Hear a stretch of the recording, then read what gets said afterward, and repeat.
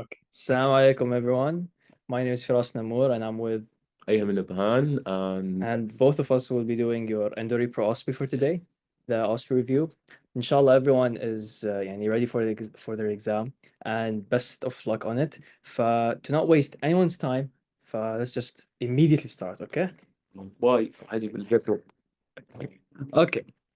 So this is how this is going to go, basically. We have endocrine portion and reproductive portion. Now, I am going to explain the endocrine and Dr. Annie's histology, and then Ayham will come back to explain the rest of the reproductive tract. ماشي? Let's begin. The endocrine part. يلا بسم الله. هلا. If we could just go back here, as you guys see in the endocrine, we have 5 main glands or so. عندنا pituitary gland, thyroid, parathyroid, adrenal, and pancreas. هلا parathyroid mainly it's an MSK, but you guys took it in the lab. We just briefly covered how it looks, okay? Again, in OSPE, you're not supposed to really like delve into the details of the physiology or the مثلا embryology, ماشي? Mainly just know the structure and some of the function. ماشي? You can link it to better understand it. Best, it's mainly the structure and how you describe it and where it's located. Let's begin with the pituitary gland. Before I start, is my voice clear? Is everything okay? Can you guys see the slides? If someone could just type that, that's good. Okay, tamam, yeah, let's continue. So we will begin with the pituitary gland. As you guys know, the pituitary gland is found in the skull, and technically it's kind of like it's part of the brain.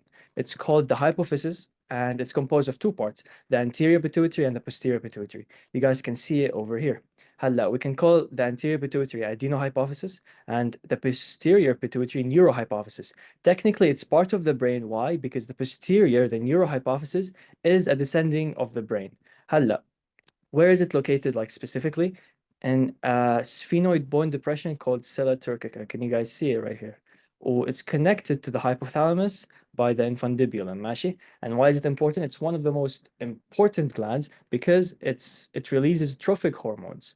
And then these trophic hormones will go to their target, like organ, and induce the secretion of other hormones. Hello, except it also secretes two hormones that aren't really trophic. So you have, I think they were prolactin and growth hormone. They're not really trophic hormones. They just do their own thing. This is from the anterior pituitary. And the neurohypophysis secretes other hormones we're going to talk about later. Halla, let's talk more about the location of the pituitary gland. There's something called the cavernous sinus in the skull. It's one of the many sinuses around the skull, ماشي? So do you guys see the depression here? This is sella turcica. This is a coronal section, ماشي? So we took a coronal section and we went to the pituitary. So if we go back here, a coronal section in this direction, and we went to the pituitary. So we can see the cavernous sinus surrounds the pituitary, ماشي?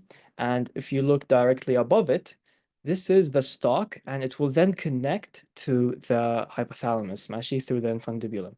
Best, if you ignore the pituitary and look over here, this structure is called the optic chiasm. And it's very important.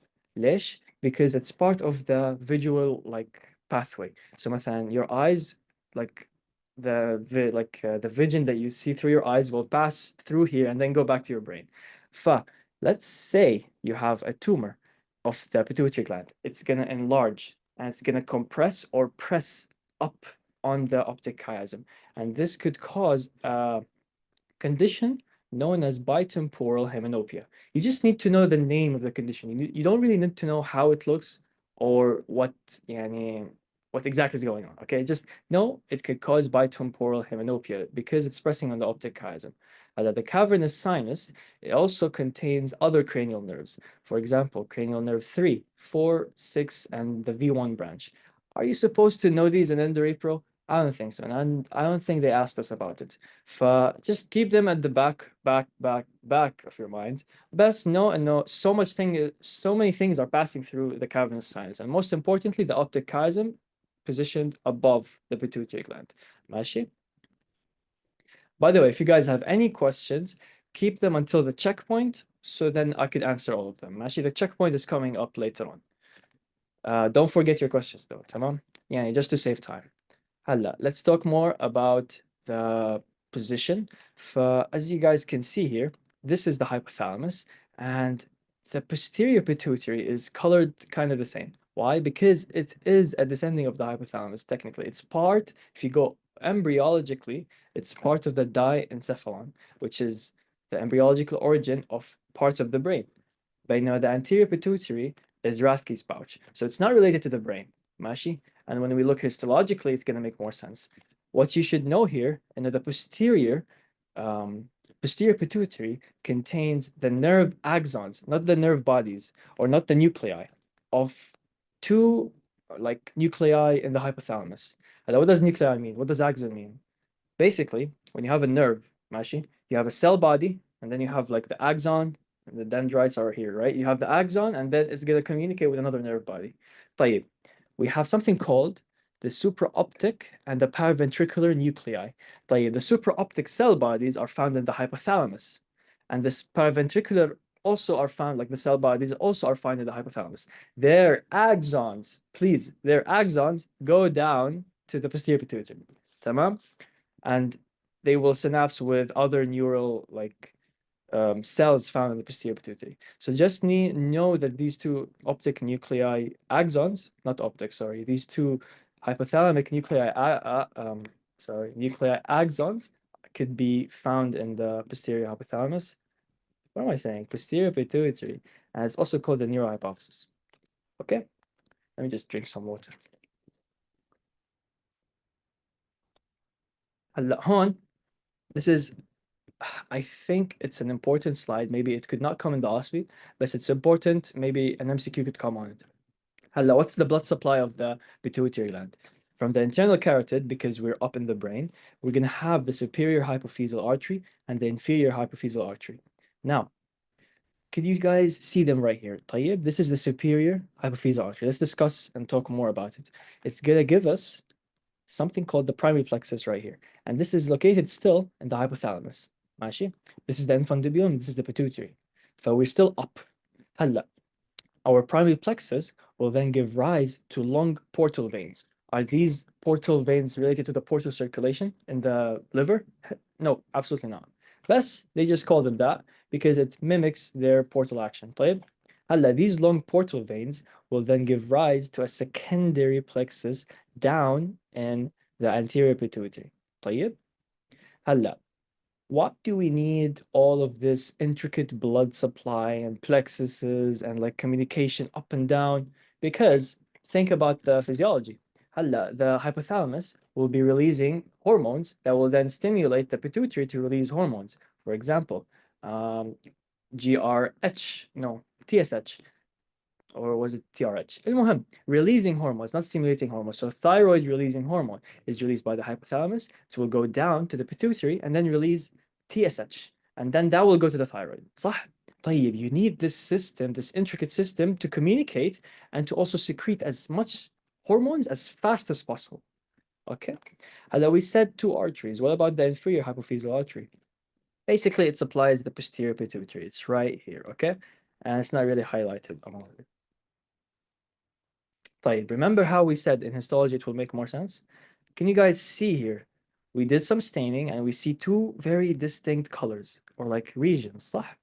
This is some bones and other stuff, and this is technically sella turcica, صح? طيب, هون anterior pituitary, and here's the posterior pituitary.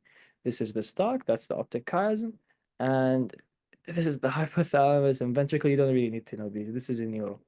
المهم, can you guys see how the posterior pituitary mimics the look of the brain? Because it is a descending of the brain. It's very distinct here, صح? طيب, keep that in mind for the embryology and how you identify on a slide. But when you see the color of the pituitary, like if you don't know the posterior and the anterior parts, you just see how it's the same staining of the brain tissue. And why is it the same staining? Because it's made out of the same constitutional like ingredients of the brain, okay? Glial cells and so on. هلا, you should know the optic chiasm and how it looks on the slide. Maybe they can ask you to identify it. ماشي? And now we're going to look more into details into both. And this is another slide. So the adenohypophysis is glandular, بينما the neural hypophysis is neural. Okay, تمام. Now let's talk about the anterior pituitary. What's another name for it? Adenohypophysis. Now, when you stain it, you're going to identify two different types of cells, acidophils and basophils. Acidophils are basically staining red, and basophils are staining blue. So can you guys see the red cells clearly? Like, where are they? So like these are the red cells, these are like the kind of bluish purple cells. And further, you should know that acidophils contain two cells of the pituitary, صح؟ هلا, will you identify each cell? No. You just need to know an acidophil. Like if they told you, they pointed at an arrow and it was an acidophil. طيب, do I know, is it a laxotrope? Do I know, is it a somatotrope? You cannot know unless you do some chemical testing. Just by looking at it, both look the same. They're acidophils. So if you said either, it's fine. Okay? Now, if they point at a basophil, it could be a corticotrope, a gonadotrope, or a thyrotrope. Again, these are the trophic hormones. بينما these are the non-trophic hormones secreted by the anterior pituitary. تمام? And let's technically also have the third kind, which is the chromophobe, but not really important. Now, in the posterior pituitary, you're gonna see resemblance to neural tissue. Do you know how neural tissue look? I don't know if you remember from FND, but for the most part, what you are concerned about here is herring bodies. طيب, when you see this kind of connective, like it mimics connective tissue, it's not really connective tissue. It's like these folds parallel, and then you see sacs connected to them. هلا, these are neurons. ماشي? And these sacs attaching to the neurons, do I have a better picture? I don't think so. These that are attaching to the neurons are called herring bodies. ماشي? هلا, I want you guys to know how the posterior pituitary looks. So when you see this picture, like you don't get lost. You just know, oh, we're in the posterior. Oh, we're looking for herring bodies. Okay, so just familiarize yourself with the neural tissue. So you have like glial cells and also like capillaries. And also you have something called pituitary, I think. They are support cells, but they're not really important here. What's important is the herring bodies. What do? They contain hormones for release. ماشي? So what are the two hormones secreted by the posterior pituitary? Simple, oxytocin and ADH. Oxytocin is for milk ejection and contraction through the contraction of myoepithelial cells in the breast. And ADH is increasing water retention through the angiotensin-renin cycle or pathway. We're almost done with the pituitary gland. One last thing to talk about are the CT scan, I think this is an MRI, of the pituitary adenoma and craniopharyngioma. Now, you should know both of these conditions very well, and you should know their embryological origin of the craniopharyngioma, sorry. The pituitary adenoma, what did we say it can cause? It could compress the optic chiasm, which is located right above it, and could lead to something called bitemporal heminokia. Do you need to know how it looks or what is it exactly? No, just know the condition and the correlation with the pituitary. If you have a pituitary adenoma, you could perform something called transsphenoid surgery for resection, where you go through the nose up like into the nasal cavity, and then you go to the sphenoid bone deep within the skull. Like this is not the sphenoid bone; it's even deeper. Like if you press on your like around your nose, that's the axilla. Anyways, deeper is the sphenoid bone, and then you could do a minimally invasive surgery called transsphenoid surgery for resection. Okay, so if they show you this picture, you know what it is. Thank you. On to the thyroid. I love the thyroid. Halla, where is it, the thyroid? Right here. Okay. So let's begin. It's found in the neck in front of the second to third tracheal cartilage rings, and it's larger in females. ماشي? هلا, the interesting thing about the thyroid is how it's capsulated. What do I mean? It has its own fascia covering it, and that's its true capsule. But besides that, there are pretracheal fascia that are covering it above. So let's say this is my phone, right? Here's my phone. And the outer covering is the actual fascia. And then you have like the pretracheal fascia transversing around it, forming a fake capsule. There is some space here, and this fake capsule is very important. Why? Let's say you have a thyroid enlargement. Maybe you have goiter, maybe you have a tumor. So for that, if we want to make sure that the enlargement is in the thyroid and it's not like in a deeper neck region, like is it related to the thyroid or not? One way is we tell a person to drink water. Once they do that, they will drink water and we can see if the thyroid, as they swallow the water, we can see if the thyroid moves up and down with the movement of the swallowing. Because it's attached to the trachea through this fake capsule, if it is actually a thyroid problem, it will move up and down. If it's not a thyroid problem, it will just stay stationary. Like this mass, it will stay stationary. Okay? So this is the importance of the fake capsule. And I think you guys saw it clearly in the lab with Dr. Ayman Bahari.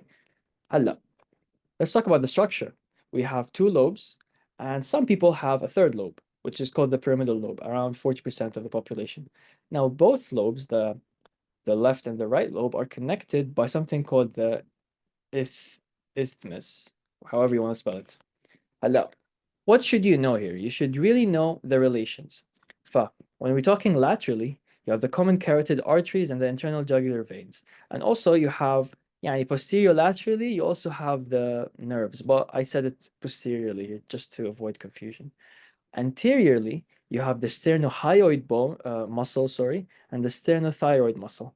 And then posteriorly, you will have the trachea, you'll have the esophagus, and posterior laterally, you're going to have the recurrent laryngeal nerve from the bottom and the superior laryngeal nerve from the top. And obviously, don't forget the parathyroid gland on the posterior aspect. Let's talk about the muscles more. So we said two muscles, the sternohyoid and the sternothyroid. طيب, what do these muscles mean? Sterno is because they attach to the sternum, as you guys can see. This is a very deep, both of these are two deep muscles. This is the sternocleidomastoid that you took in FND. It's not related here, but basically both of these muscles are attached to the sternum. One is attached to the thyroid or the thyroid cartilage, and the other is attached to the hyoid bone. طيب. And both of these, as we said, they are anterior to the pituitary. Pituitary to the thyroid. I'm messing things up. Now let's talk about the blood supply, and it's very important. هلا, we have three arteries, superior, inferior. Some people have a middle, inferior, something like that. طيب, around 10%. Yani keep that in the back of your mind. Most importantly, superior thyroid and also inferior thyroid. هلا, where do they both arise from? Because they're from two different sources. The inferior thyroid comes from the subclavian artery through the thyrocervical trunk. You see this thyrocervical trunk? It's going to give rise to the inferior thyroid artery from both sides, obviously. And then the external carotid will give us the superior thyroid artery, both sides. Okay? هلا, both of them will anastomose together and will give anterior branches and posterior branches. So they supply both the thyroid and the parathyroid. ماشي? هلا, if we talk about the venous drainage, you also have superior, middle, and inferior. Now you should know the drainage because it's also kind of not really tricky, but just know it like very well. The superior and the middle thyroid veins will drain, like let's just identify them here. This is the superior vein coming from the superior aspect, and the middle, both of them will drain into the internal jugular. Okay, the internal jugular vein. بينما the inferior thyroid vein should be written down here. Yes, exactly. It's going to go directly to the brachiocephalic veins. Okay, because it's very close to them. So it drains into the left one and drains into the right one. ماشي, again, superior thyroid vein, middle thyroid vein, internal jugular veins. Inferior thyroid vein into the brachiocephalic vein. And where do these like blood vessels pass? Remember the capsule that I showed you with my phone? There's a space in there, and all the blood vessels pass through there to not to innervate, to supply the actual thyroid and the real capsule. Now, something really important to know about the anatomy is, let's say you need to do a thyroidectomy. ماشي? Now, in a thyroidectomy, you need to obviously cut off the blood supply. While doing this, you should not risk the damage to any nerve. And if we go back here, we said that we have a superior thyroid artery and an inferior thyroid artery coming from the thyrocervical trunk. طيب, the superior thyroid artery is close to the superior laryngeal nerve, and the inferior thyroid artery is close to the recurrent laryngeal nerve. So let's say, because we need to do a thyroidectomy, we need to cut both arteries and then like remove the thyroid. So when we're doing and we're cutting the superior thyroid, we should ligate the superior thyroid close to the thyroid gland, not to the origin, not to the external carotid. Okay?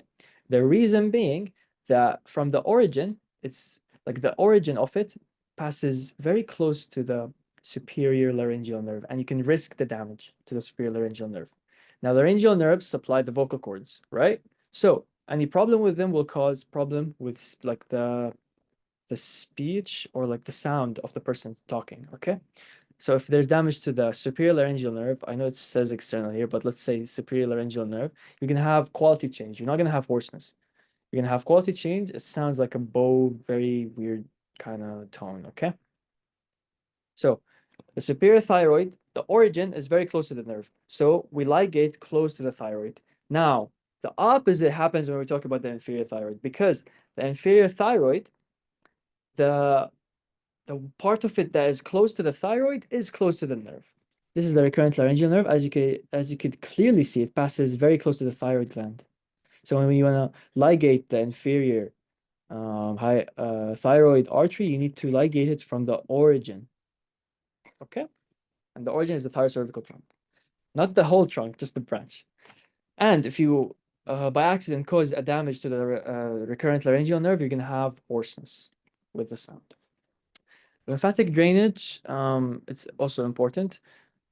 So you start off with the prelaryngeal lymph nodes, and they terminate in the pretracheal and the paratracheal lymph nodes. So what are the lymph nodes? Most importantly, pretracheal and paratracheal. In this model, it only labeled the pretracheal lymph nodes, as you guys can see here. Paratracheal will be also like somewhere posterior. هلا lateral drainage, some because as you guys can see, the thyroid is pretty huge. You have deep cervical lymph nodes around your neck as well. Like if you can't really feel them because you're healthy. If you have an infection, sometimes here you could feel like hardening of these lymph nodes.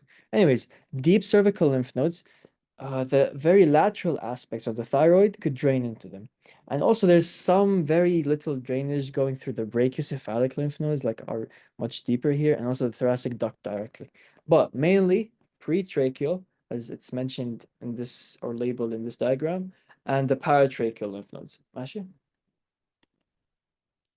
If you're looking at the histology, the thyroid is so iconic. It's just a bunch of swimming pools, there's a bunch of banks of water and surrounded by follicles. Okay, it's so like easy to identify. المهم, you have follicles and they're separated by the septa, which is the connective tissue. And inside the septa, you would have the neurovascular bundle, so the arteries and the nerve. ماشي. هلا, if we go even like higher magnification, we can find or identify two types of cells, follicular cells and parafollicular cells. Now, what is found in the thyroid, like what are found in these follicles, in these pools, is thyroglobulin. And the follicular cells are responsible for the synthesis of the thyroid hormones, T3 and T4. Parafollicular cells is responsible for calcitonin. Okay? And the follicular cells could vary in shape when you're taking a slide. So if it's active, it could be a columnar. And if it's inactive, it could be very squamous shape, very depressed.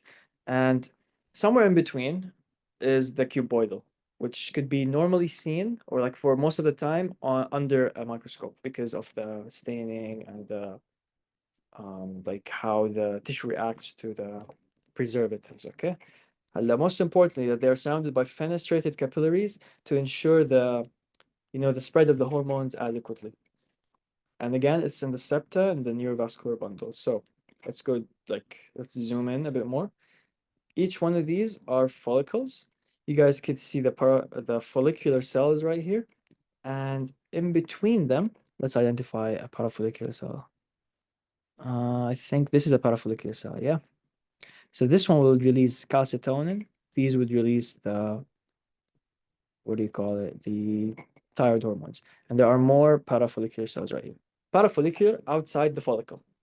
Follicular inside the follicle. That's it. This is an inactive follicle because it's very like squamous. And an active follicle would be more so cuboidal columnar, mainly columnar. Now, right here, we have a model, a thyroid model. So we talked about the anatomy. Let's see if you guys could um, identify these points. So if you want to unmute or if you want to write in the chat, feel free. But yeah, let's start. So what is number 10?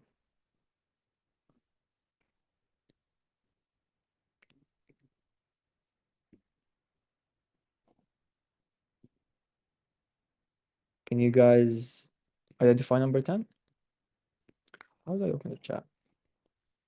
Okay. To everyone. Superior thyroid artery. Thank you. You're absolutely correct. This is the superior thyroid artery. 11, because this is the right side, should be the right thyroid. 12, who would want to guess number 12? Isthmus, correct. And number 14?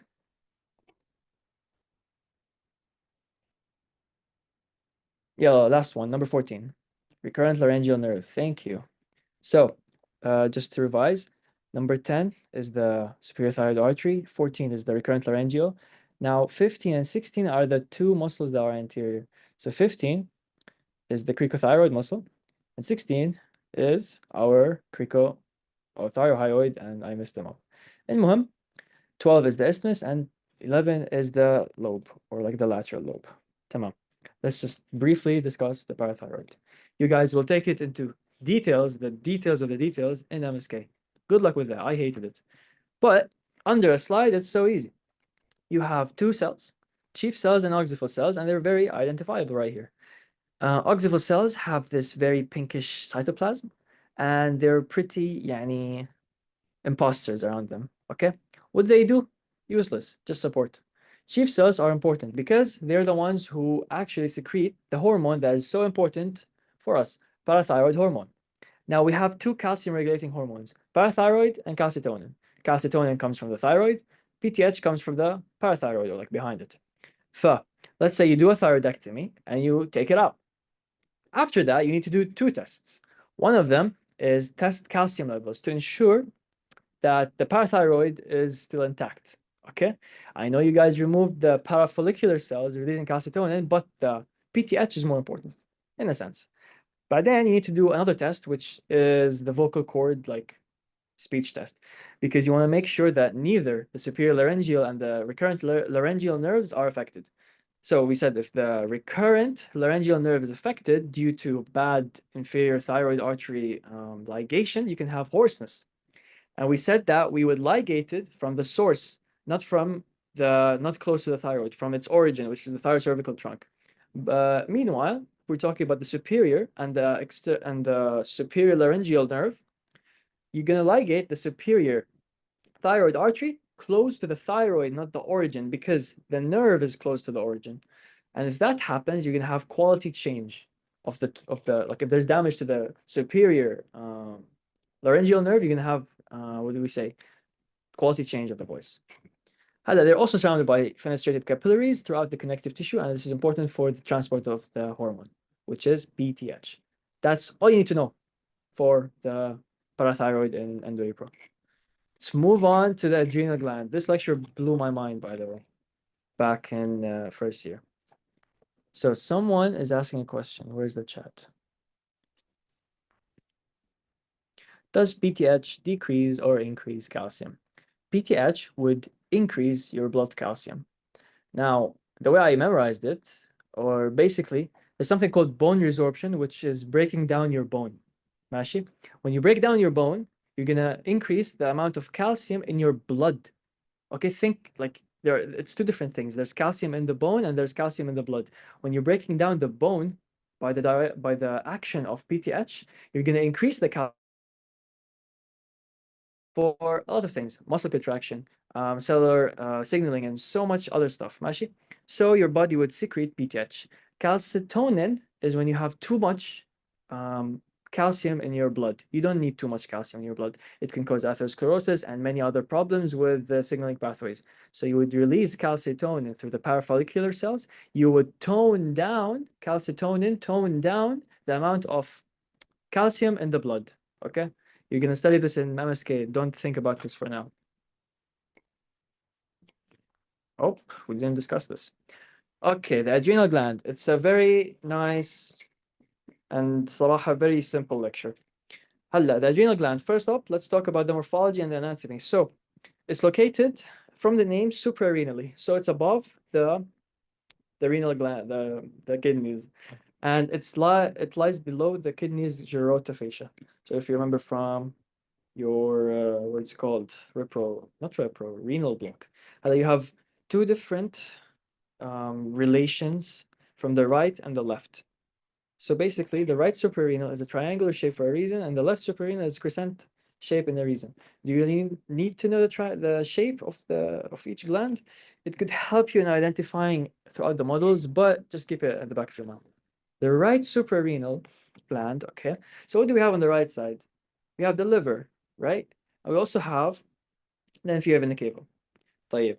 So you're gonna have anteriorly inferior vena cava and the liver, and posteriorly you're gonna have the right cross of the diaphragm because we're on the right side. And when you talk about the left, so the liver is here. On the left, you're gonna have the stomach, pancreas, simple. And this is anteriorly, and the posteriorly, you're gonna have the left cross of the diaphragm. Okay. Blood supply is more important because it varies from the right to the left side and the adrenal drainage. The venous drainage. When we're talking about blood supply, you have three main arteries: superior, middle, and inferior. Superior suprarenal, middle suprarenal, and inferior suprarenal. Each come from a different site. So the superior is going to come from the inferior phrenic artery. Is there a superior phrenic artery? I don't think so. But it's called inferior phrenic regardless. So the superior suprarenal artery will supply the superior aspect of the suprarenal gland. Then the middle will come from the aorta directly, and the middle aspect of the gland is supplied by it. And then the inferior is going to come from the renal artery directly. You see this small, tiny extension of the renal artery? Yes, it's the inferior suprarenal arteries. And this one is the middle suprarenal artery. This is for the arterial supply. Okay, three different sources because we'll get to the why. We'll get to the reason. But superior coming from the inferior phrenic, middle coming from the aorta, so inferior coming from the renal artery itself. Now, when you talk about the drainage, if you remember, if you remember the gonadal drainage, it's also the same here. So basically, the right adrenal vein, or sorry, I said here adrenal, but I meant the suprarenal. The right, or no, it is correct. Okay. The right adrenal vein will drain directly into the inferior vena cava because it's closer to it. The left adrenal vein is very far from the inferior vena cava, so it's going to drain into the left renal vein first. So on this diagram, it's reversed. This is the left side, this is the right side. So you see how the right side is very close to the inferior vena cava, it's going to drain directly into it. This side is much farther. It can't extend that far, so it's just going to drain simply into the left renal vein. And when we're talking lymph drainage, simply para-aortic, paracaval. Is the inferior vena cava lymph nodes, and this is the aortic lymph nodes. As simple as that. Now, the adrenal gland, before we go into the histology, you need to know, the adrenal gland is one of your most important glands for secreting all kinds of hormones, regulating your sodium concentration, cortisol, and also your androgens, or like your sex hormones. So you need this blood supply. You need this intricate blood supply to ensure that all of it is, let's say there is a damage to one of these arteries, it's compensated. And number two, communication is very rapid. So you could release hormones quickly. And this will be more emphasized here in the histology. Now, the artery, so like you have the adrenal artery, is going to then give us something called the capsular artery in the cortex. Did I have the slide here? Okay, this slide. Now, when we talk about the adrenal gland, you have the cortex and the medulla, right? The cortex is the outer shell, so surrounding the medulla, and the medulla is the inner shell. You can call it like that. Or it's not a shell, it's the inner core. So in the cortex, you're going to have the adrenal gland artery giving you something called the capsular artery. And then it's giving you cortical arterioles because it's in the cortex. Now, you see here, it's the capsular artery and then cortical arterioles. Then These cortical arterioles will give you a capillary plexus, a small one, that then becomes adrenocortical sinusoids, and it will be then merging into adrenomedullary collecting vein, central adrenomedullary vein, and the medullary vein. So basically, from the cortex, you're gonna have communication, like you're gonna give supply from the cortex, and then you're gonna drain from the medulla, in a sense. And also in the medulla, you have medullary arteries, like arterioles, because if you think about it, if I'm just feeding the cortex and then draining from the medulla. What about the medulla? How is it getting blood? Well, it is getting blood. It has its own medullary arteriole coming from the same source, the capsular artery. And the medulla technically has a dual blood supply, the venous drainage, and also the blood like directly from the capsular artery. Why? Why is this relevant? Why is this important? Because what does the medulla secrete? It secretes what were they called? Norepinephrine and epinephrine. Catecholamines, that's the word. These very important hormones regulate the sympathetic nervous system, and the sympathetic nervous system is immediately. It's so quick. So you need this intricate system of communication to ensure the quickest release of these hormones to the bloodstream as fast as possible. And this is the reason why. Okay. Another thing to pinpoint, the central adrenomedullary vein, this big one right here in the medulla, has thick tunica media for strong contractions. So if you remember from your CVP blocks, blood vessels have tunica intima, media, externa, بطيخ. المهم, the tunica media, the muscularis layer, the one most important, and over here it's very thick for a vein, technically. And the reason why is because you need to contract this to release all the hormones to the bloodstream. So let's recap. You have hormones being secreted from the cortex and the medulla, right? Now they're in the veins. Now you want to like further release them into the bloodstream, into the tissue, and so on. So you're gonna have this central adrenomedullary vein, big one in the medulla, contract through the tunica media to just fasten and release these hormones. Tamam? So once again, I don't know how exactly this is important for your MCQ more than the OSPE, but it's anatomy and histology, so we explained it. Okay? يعني I'm not really betting and they're gonna ask you about the exactly in OSPE. يعني مثلا يلا tell me the blood supply histologically. Best know this. This is really important. So capsular artery goes into cortical arteriole, and then you're gonna have a capillary plexus, and then you're gonna have adrenocortical sinusoid, and then over here you start the venous drainage, and then you're gonna have the adrenomedullary collecting vein that will then go to the central big adrenomedullary vein. And then lastly, you're gonna have the medullary vein. If it's on the right side, it goes directly to the inferior vena cava. If it's on the left side, it goes into the left renal vein. And over here, you saw this slide before, but we have a complete slide showing the cortex and the medulla. So this is this is very low magnification. You can see even the vein here, the big adrenal vein.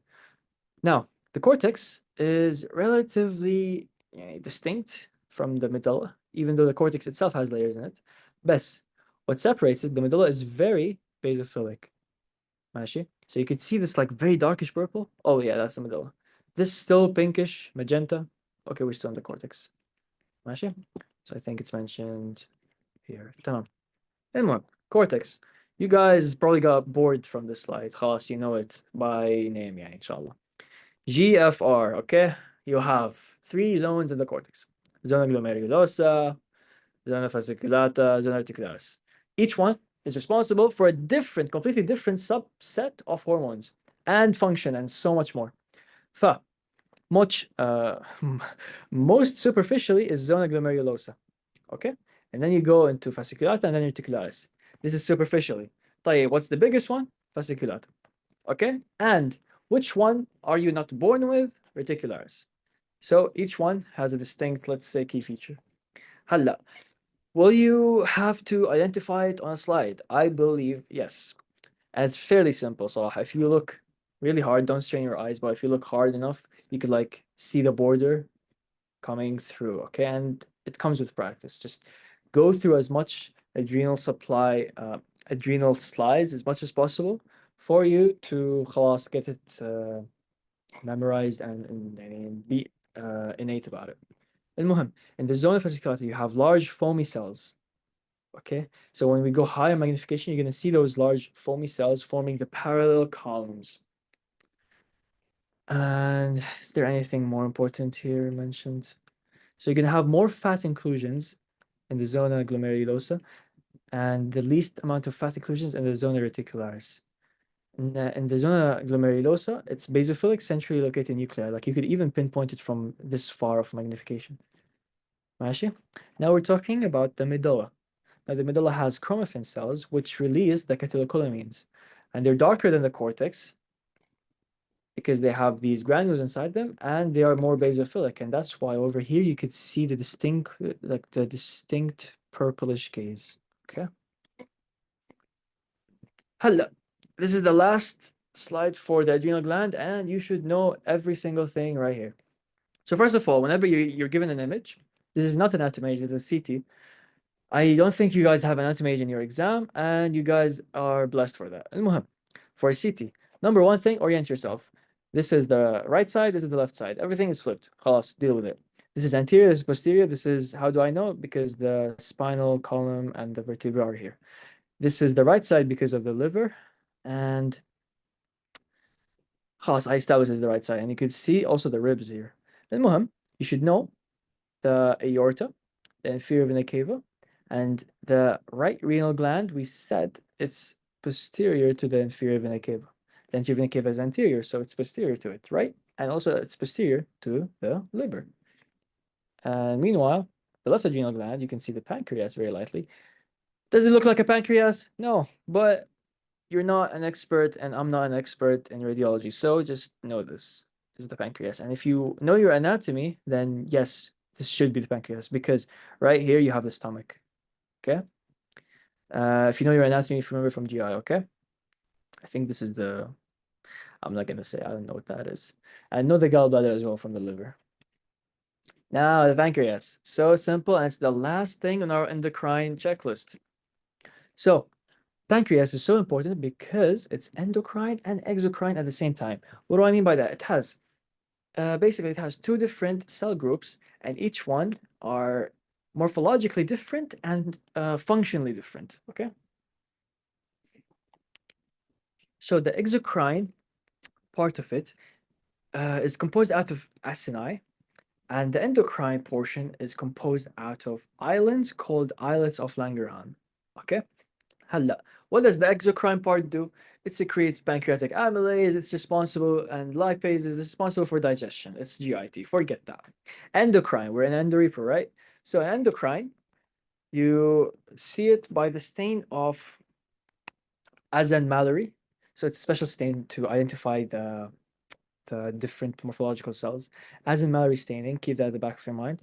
And they have a bunch of types of cells.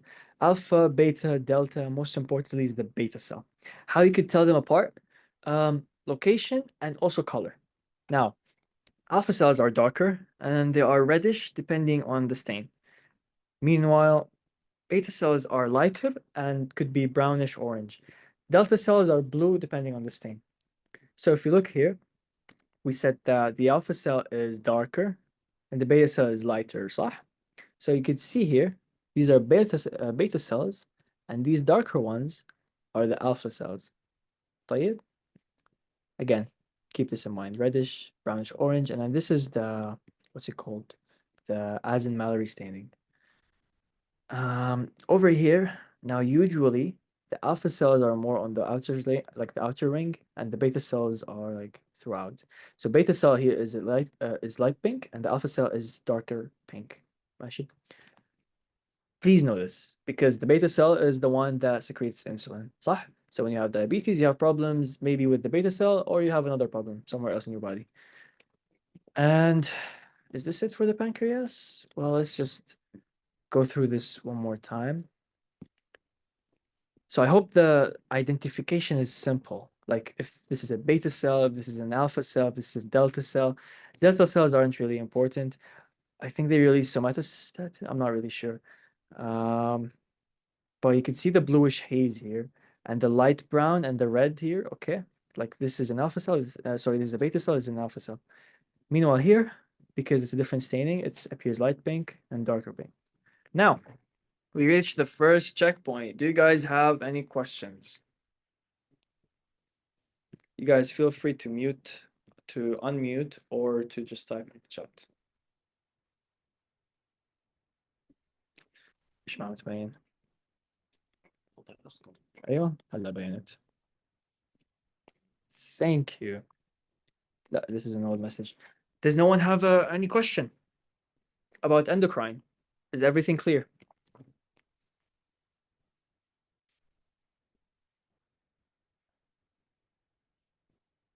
Okay, just to not spend so much time. Someone say anything? All clear. Let's just take a 5-minute salah break, and then we'll be back. Okay, so 3:50, we will move on. Okay, and if anyone comes up with any questions, let's discuss. Tamam? Yalla, 5-minute break, guys. Well, let's see. Does anyone have a question? If they're back, I'm not really sure if they're back. Because if you guys don't have a question, I have a question for you. So we need to go back to the pituitary blood supply. طيب, I want some confirmation. Can you guys hear me? تمام. Okay, so blood supply. I think by now you guys studied your physiology well. So there's a syndrome, a specific syndrome that happens regarding the hypophyseal arteries. Could someone name drop it and explain it? Yeah, let's see. I love asking this question. So there's a syndrome that is associated with the hypophyseal arteries, the superior and the inferior, both of them. When it happens, you're gonna have severe pituitary atrophy, and it's gonna be very bad. Sheehan syndrome, you actually know it. Okay, I'm so proud. طيب, apoplexy, I have no idea what that is. طيب, Sheehan syndrome, who wants to describe or explain Sheehan syndrome? Like, how does it happen? What's the complication here? Because this question came in our MCQs last year.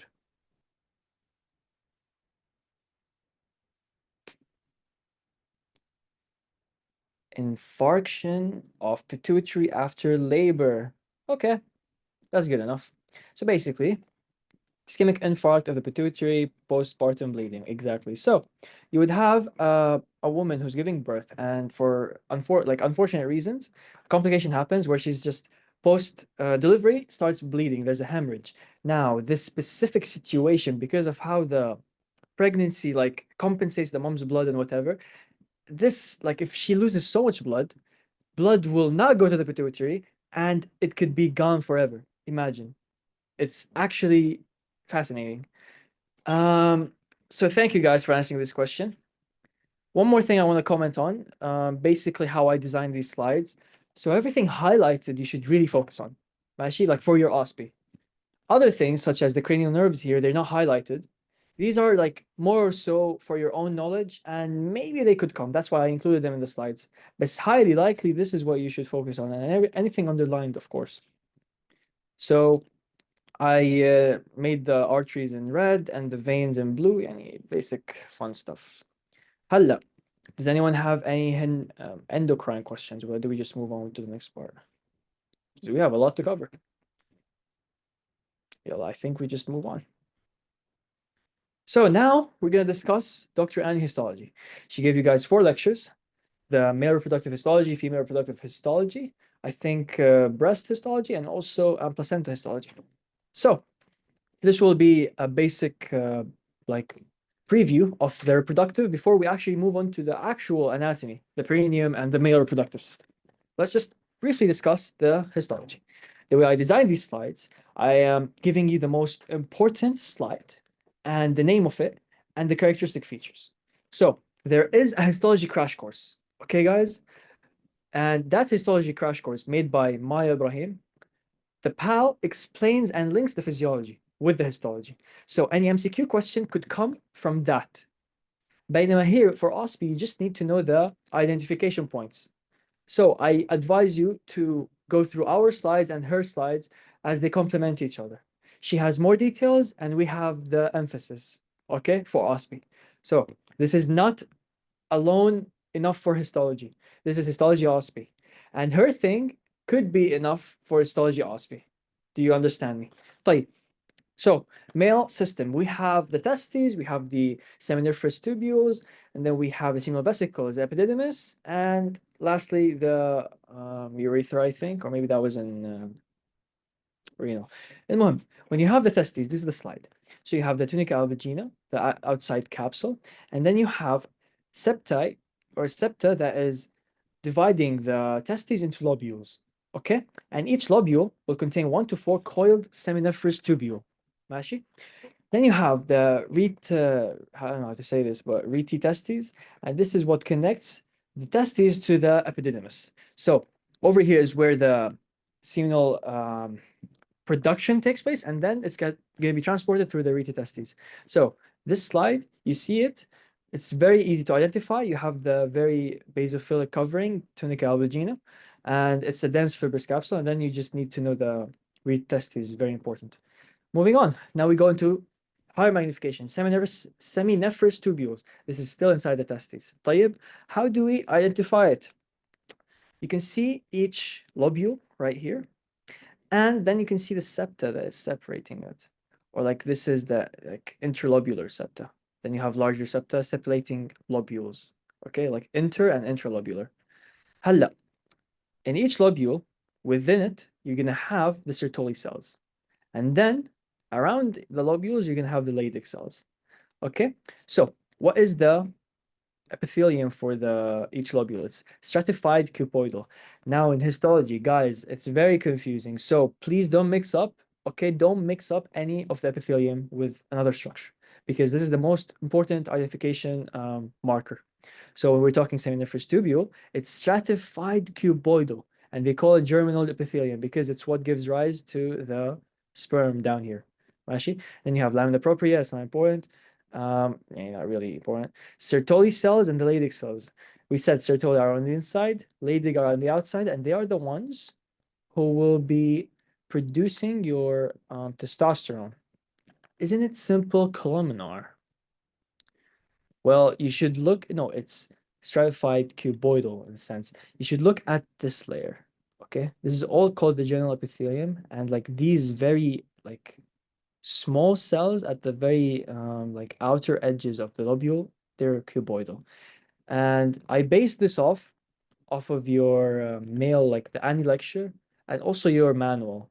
So this is where I got like the stratified cuboidal, okay? You also think it's simple columnar. Like, I'm going to revise this later on, but I'm pretty sure it's stratified cuboidal. That's what I saw. المهم. Now, moving on to the epididymis. So we said it's communicated through the rete testes.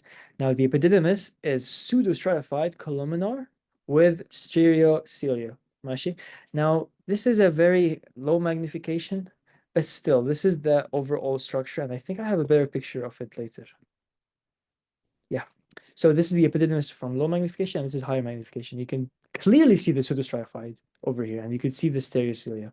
Okay. طيب, I get these two slides. How do I distinguish this from this? What is this? What is this? This is the epididymis, this is the seminiferous tubule. Simple. The epithelium. This is where the epithelium comes into play. هلا, right here, can you guys see? It's pseudo-stratified. Okay. بينما here, well, it's many layers. It's not pseudo-stratified, it's actually stratified and cuboidal. Again, I will check for you guys if it's cuboidal or not. And also, maybe I could ask Yasser to check for us. So in the meantime, let's just settle on stratified cuboidal. If it's wrong, I'm going to correct it. هلا, Sertoli cells and Leydig cells are also found in the seminiferous tubule. So if you identify one, خلاص, you know where you are. طيب. And this is more so circular, like there is more spaces. The lamina propria is thinner in a sense. بينما this is way deeper. It is simple columnar. طيب, let's check. So it's simple columnar. Okay, guys, my mistake.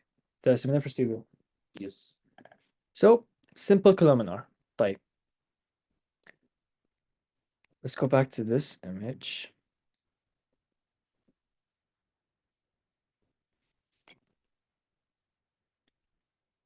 Simple columnar. These are the spermatogonium columnar cells, simple columnar. خلاص تمام. طيب, sorry for the confusion. It's simple columnar. هلا طيب, if we go back here, this is simple columnar, this is pseudostratified. How am I gonna distinguish them? Still, it's very distinct here. You have many layers over here. يعني it's still one layer, it's simple, but still you have these protrusions, which is the germification of the sperm cell. ماشي.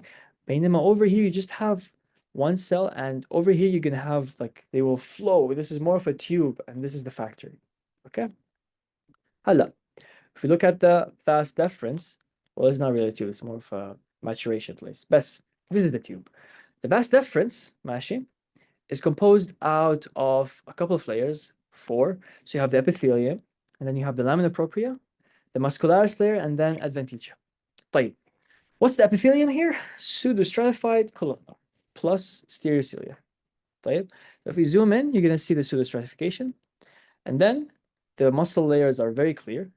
And over here, you should specify and denote that the muscle layers here are different than what typically is seen.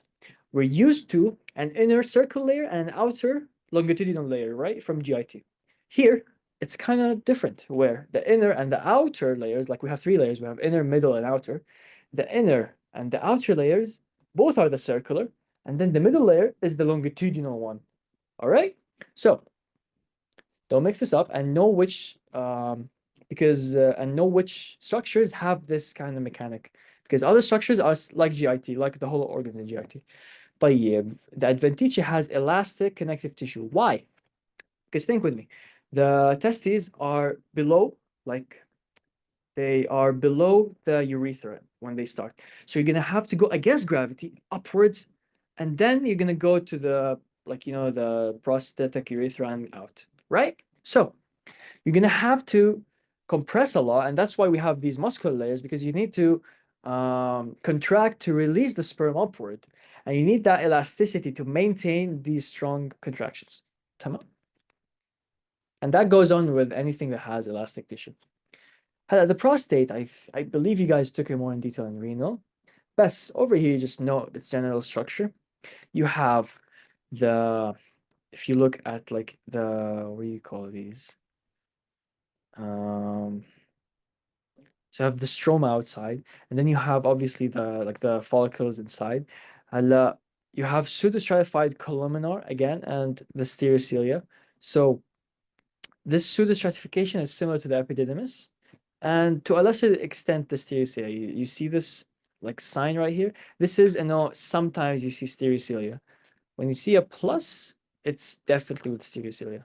المهم, the important thing about the prostate is the prostatic secretions, which are called corpora amylaca, and you see it as large as eosinophilic rings, okay? So within these, you have prostatic secretions.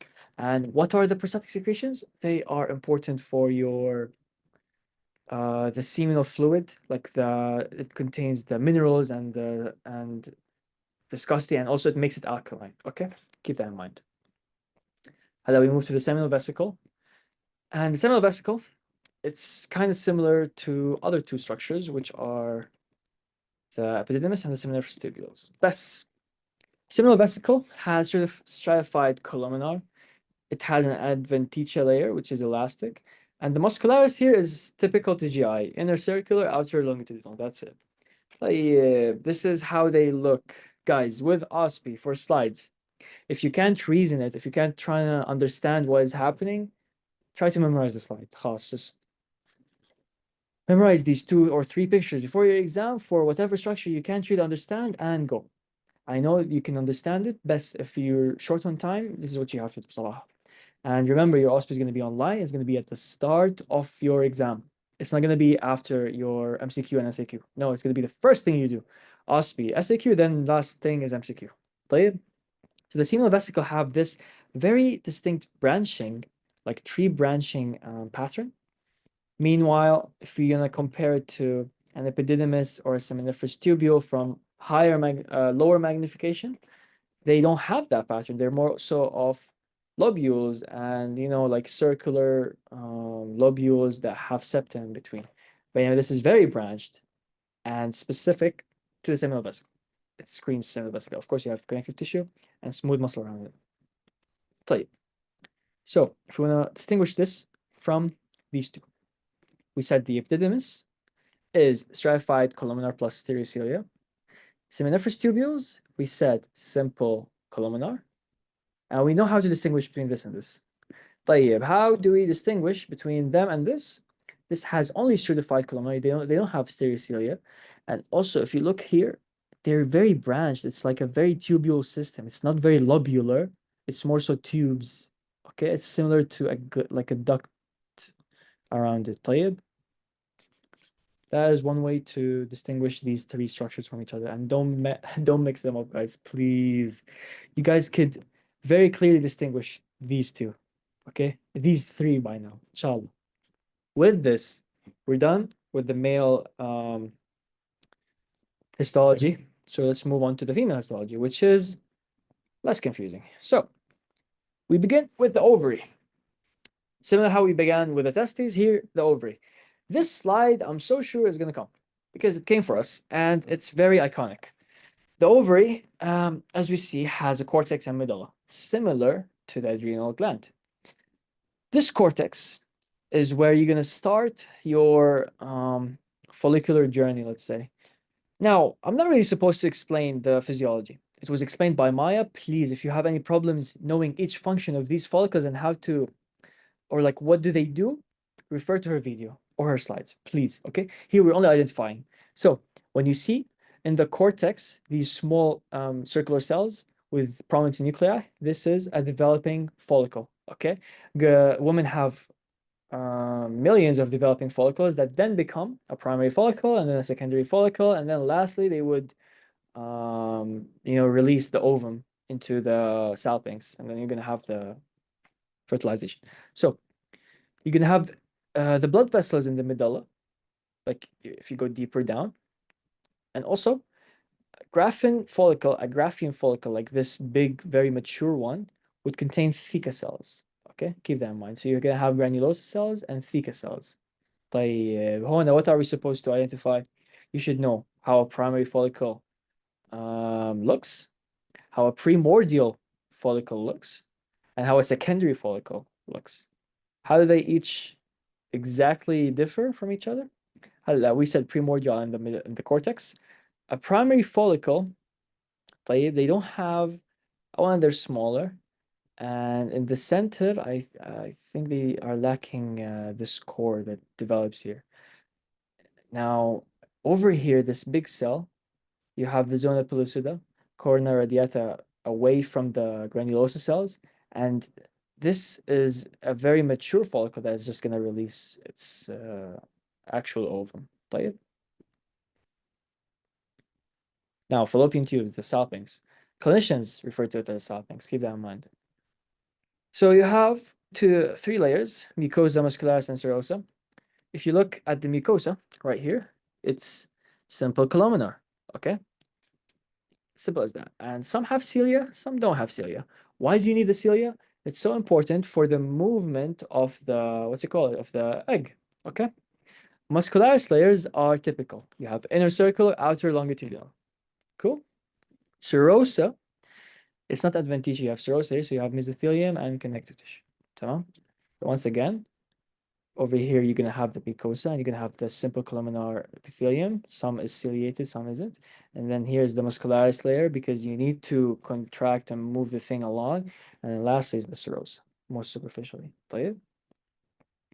I don't want anyone looking at this and telling me this looks like a seminal, seminal vesicle, okay? Please, please, guys, no. And this is a higher magnification. You guys could clearly more see the mucosa, smooth muscle, and the serosa. Now we move on to the uterus, which is very important for your understanding of the menstrual cycle and very straightforward. So you have three layers. Innermost is your endometrium. Then you have the myometrium. And then lastly, you're going to have the perimetrium. Okay? And they are synonymous with the mucosa. Myo, because muscle, so muscularis, and perimetrium is your serosa. It's not adventitia. But you're going to have, because it's the serosa, you're going to have mesothelium and elastic connective tissue. Why do we have elasticity? Because you need to maintain contractions. Tamam? That's all.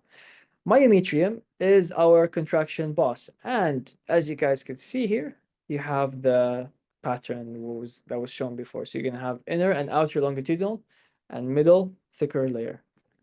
The endometrium is very important because it shows different proliferation stages across the menstrual cycle. Originally, it's simple columnar epithelium and it has plenty of tubular uterine glands. ماشي? Simple columnar epithelium, keep that in mind. Hormonal menstrual cycle. So this is the proliferative stage. This is the secretory stage, phase. And then you have the menstrual phase or stage. طيب. What are we looking at? Here's the myometrium. Here is the endometrium. Here is the myometrium. Here is the endometrium. It's so enlarged and thickened. And you're going to have a lot of glands and they're very convoluted. Meanwhile, here, lastly, you're going to have a lot of myometrium, or like it's back to baseline. And then you're going to have slowing off of the endometrium. So the endometrium is dying. Okay? There is no fertilization. There's no baby on the way. So khalas, we don't need it anymore.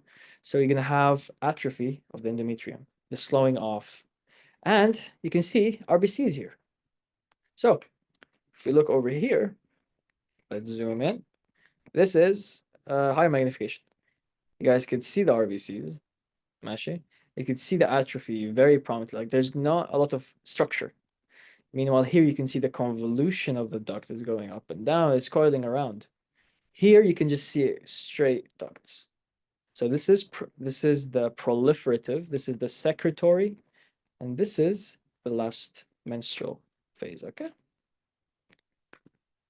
Now the cervix is technically a part of the uterus, histologically speaking. It's very similar, and it's just the outpoking of the uterus into the vagina, but it's unique due to the transitional zone.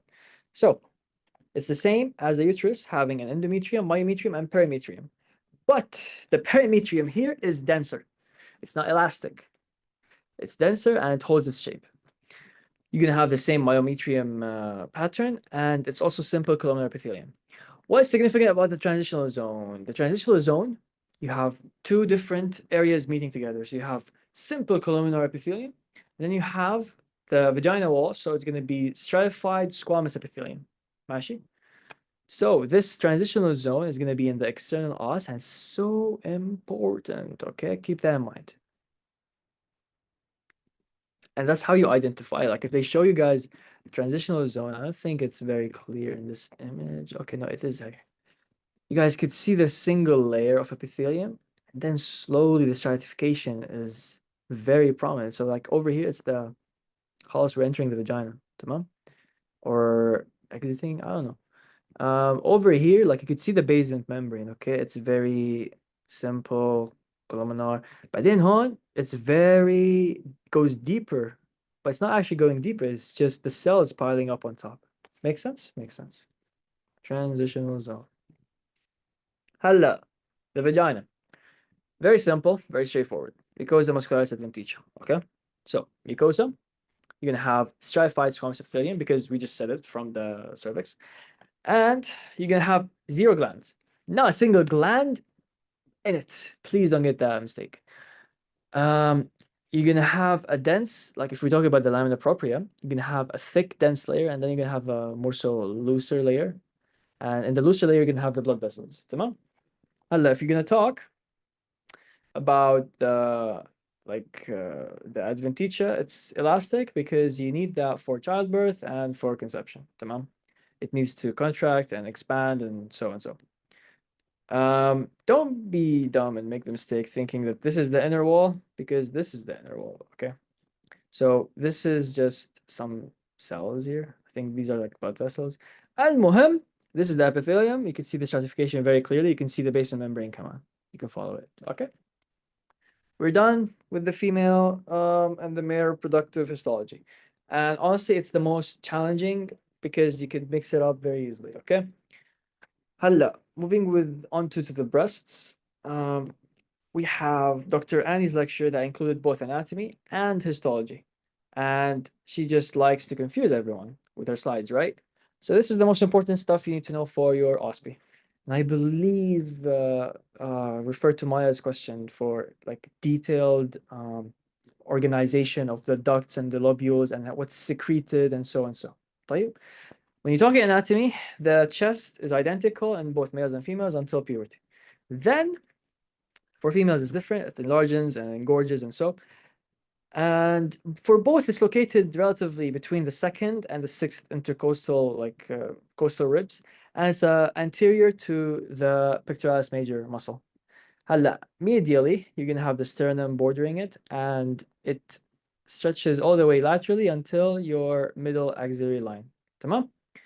The nipple areola complex is very important because it's the pore that milk comes out of, and it's where the baby suckles. تمام? What it is? It's pigmented epidermis. Okay?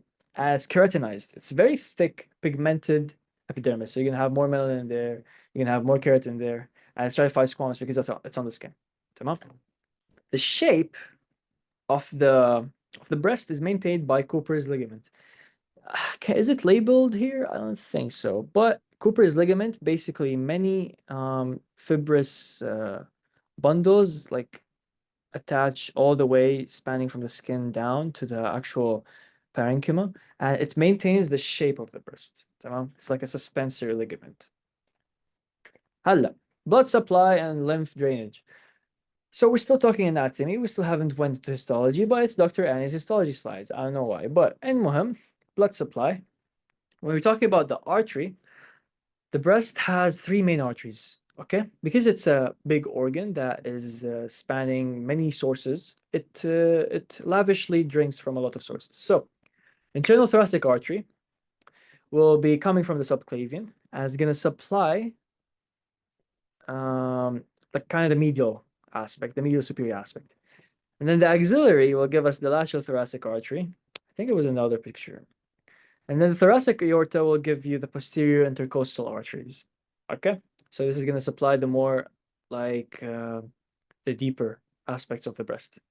When you're talking lymph nodes, though, it's very important because what is the most common cancer in females? Breast cancer has to be. So breast cancer could metastasize through many different waypoints because of the lymphatic drainage of the breast. So you have axillary, okay? You have axillary lymph nodes draining the upper and lateral upper outer quadrants. And also you have the parasternal that are draining the medial inner quadrants, okay? And then down you're gonna have the abdominal, which are gonna be like the inferior. So all of these, inferior, axillary, and your parasternal, all of these drain the breast. Imagine if there's a if there's cancer there, it's problematic. And nerve supply is mainly the fourth and the sixth, or the fourth to sixth supraclavicular nerves. Is it important? Keep it in the back of your mind, okay? Supraclavicular nerves over the clavicle. تمام? هلا, on this picture we can identify the blood supply easier. We said that there are three arteries and one major vein. So you have the lateral thoracic artery that is coming from the subclavian. And then you have the internal thoracic artery that's coming from the thoracic aorta. And then down, you're gonna have the posterior intercostal arteries, okay? Coming from the coastal arteries. بعدين عندك the major vein, I don't know if I mentioned it or not, but it's the axillary vein, okay? So this is the axillary vein, and it's gonna drain basically, each artery supply has a parallel vein, okay? And all of these veins will drain into the axillary vein. So once again, you have an internal thoracic artery coming from the aorta. You also have a vein that is called the internal thoracic. It's gonna go into the axillary vein. And then the lateral thoracic will also go, and the posterior thoracic will also go. So, axillary vein. هلا, let's talk a little bit of the histology. Before we look at some slides, let's talk about some functional histology. So the nipple areola complex has three types of glands. You have sebaceous glands, it just has these like parenchymal cells and important markers. So you're gonna have sebaceous glands that will release oily sebum to prevent the stiffening of the nipple and the breakage of the skin. Smooth muscle for nipple erection, not the release of milk. It's different. So when there's stimulation, this smooth muscle will activate. طيب, when I want to release the milk, when they want to release the milk, myoepithelial cells will activate through oxytocin. Okay, remember from the posterior pituitary oxytocin? Yes, it's important here. The myoepithelial cells will contract when stimulated by oxytocin, and then milk will be ejected from the nipple. تمام؟ هلا parenchyma cells. This is the major milk like factory, and it's called a modified tubuloalveolar sweat gland. ماشي? It's composed out of glandular epithelial cells and also ductal epithelial cells. So this is the gland, and this is the duct. Okay? هلا the way of milk secretion, you have merocrine, you have apocrine, physiology, not OSPE, okay? So refer to my as a, what's it, crash course? Yeah, that's the word. To refer to my as crash course. هلا, the glandular epithelial cells, as you guys can see, they are simple cuboidal, تمام? And they will be the ones who are releasing and making the milk, ماشي? Milk synthesis. But the duct, it's a duct. It's just a system that will move the milk from point A to point B. ماشي, that's it. هلا, the duct epithelial cells would vary in like kind. Maybe it's sometimes cuboidal, maybe sometimes it's tubular, okay? Nothing we can do about it. But we know if we see simple cuboidal and it's glandular and it's like the very tip, then we are talking about the glandular epithelial cells. Okay. Now we're gonna look at some slides of the breast. So very important concept is an active and an inactive breast. Number one, when do we have an active breast? When a lady is pregnant. So when a lady is pregnant, her breast will start to produce milk. When she's not pregnant, it's like latent, or yeah, latent is the right word to use. Hello. So we said that the modified tubular alveolar glands secrete the milk. طيب. Go a couple of slides back. Where was the organization? I mentioned it somewhere. Okay, right here. I guess I just missed it. المهم. هلا when you have an active breast, you're gonna have a lot of duct proliferation and glandular proliferation. ماشي? You're gonna have loose connective tissue because the breast would form all these ducts, and also it's gonna increase in size. You'll like realize in pregnant ladies, like there are a couple sizes, or like I don't know really, but they're bigger. هلا large excretory ducts outside the lobules are also more prominent. ماشي? When we talk about organization, it's important in the physiology. Over here, know this following fact. You're going to have lobes, and the way it works, you're going to have 15 to 20 of each like component. So you're going to have 15 to 20 lobes that will again give us 15 to 20 TDLU. And then it's going to give us 50 to 20 lactiferous duct, and then lactiferous sinuses, and then pores, and then you're going to have one nipple at the end. Okay, this is for both bilateral. Now the TDLU synthesizes and secrete milk. And this is all very prominent in an active breast. And you're going to see the slides. And in an active breast, meanwhile, you're not going to have as much acini, which is the actual glandular part. You may have only ducts and few acini, and it's just more so collagen bundles in the connective tissue. It's not really loose, and it's just few island ducts. Okay. هلا. And this slide right here, this is a low magnification, and this is the higher magnification, right? So if we zoom in here, like number one, you could see the very many like what do you call it, like the duct system. And then when we zoom in even more, you're gonna see the individual, like, oh, the what do you call it, the lobular lactiferous ducts and lactiferous sinuses. Okay.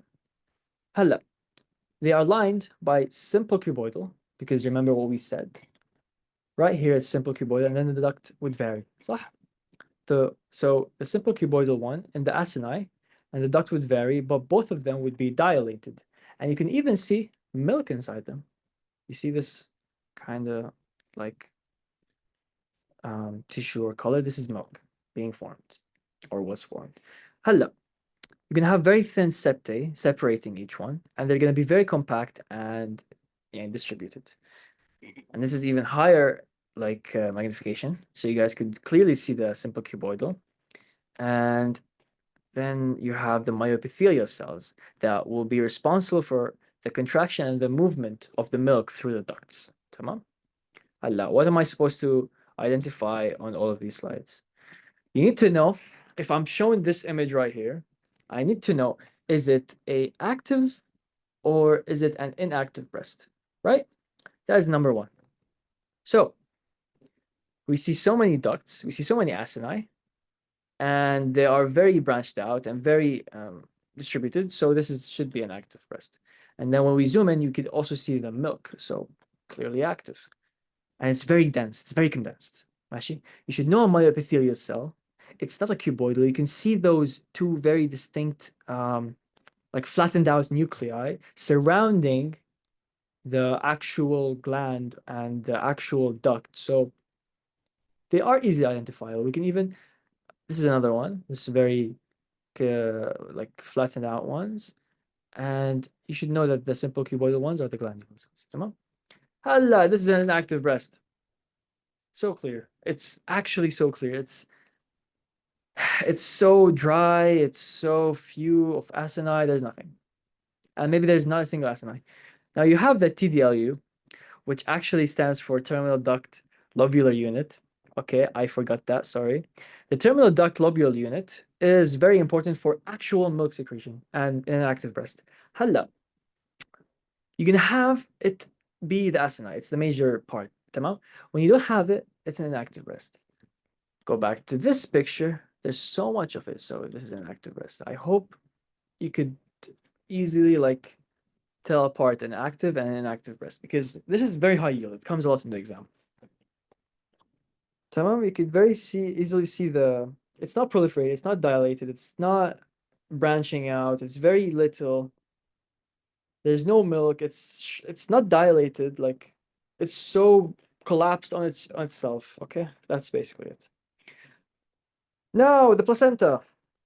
This has nothing to do with the placenta, but I found it funny. So the placenta is a bit tricky.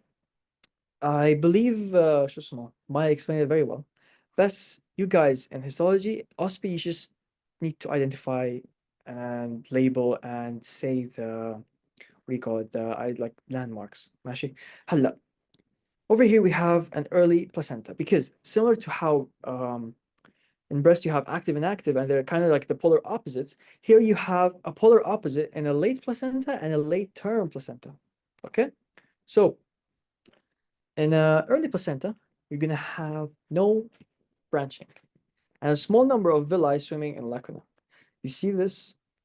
These are the villi, and each one of these is the lacuna. So you're gonna have a limited number of villi that are swimming in the lacuna.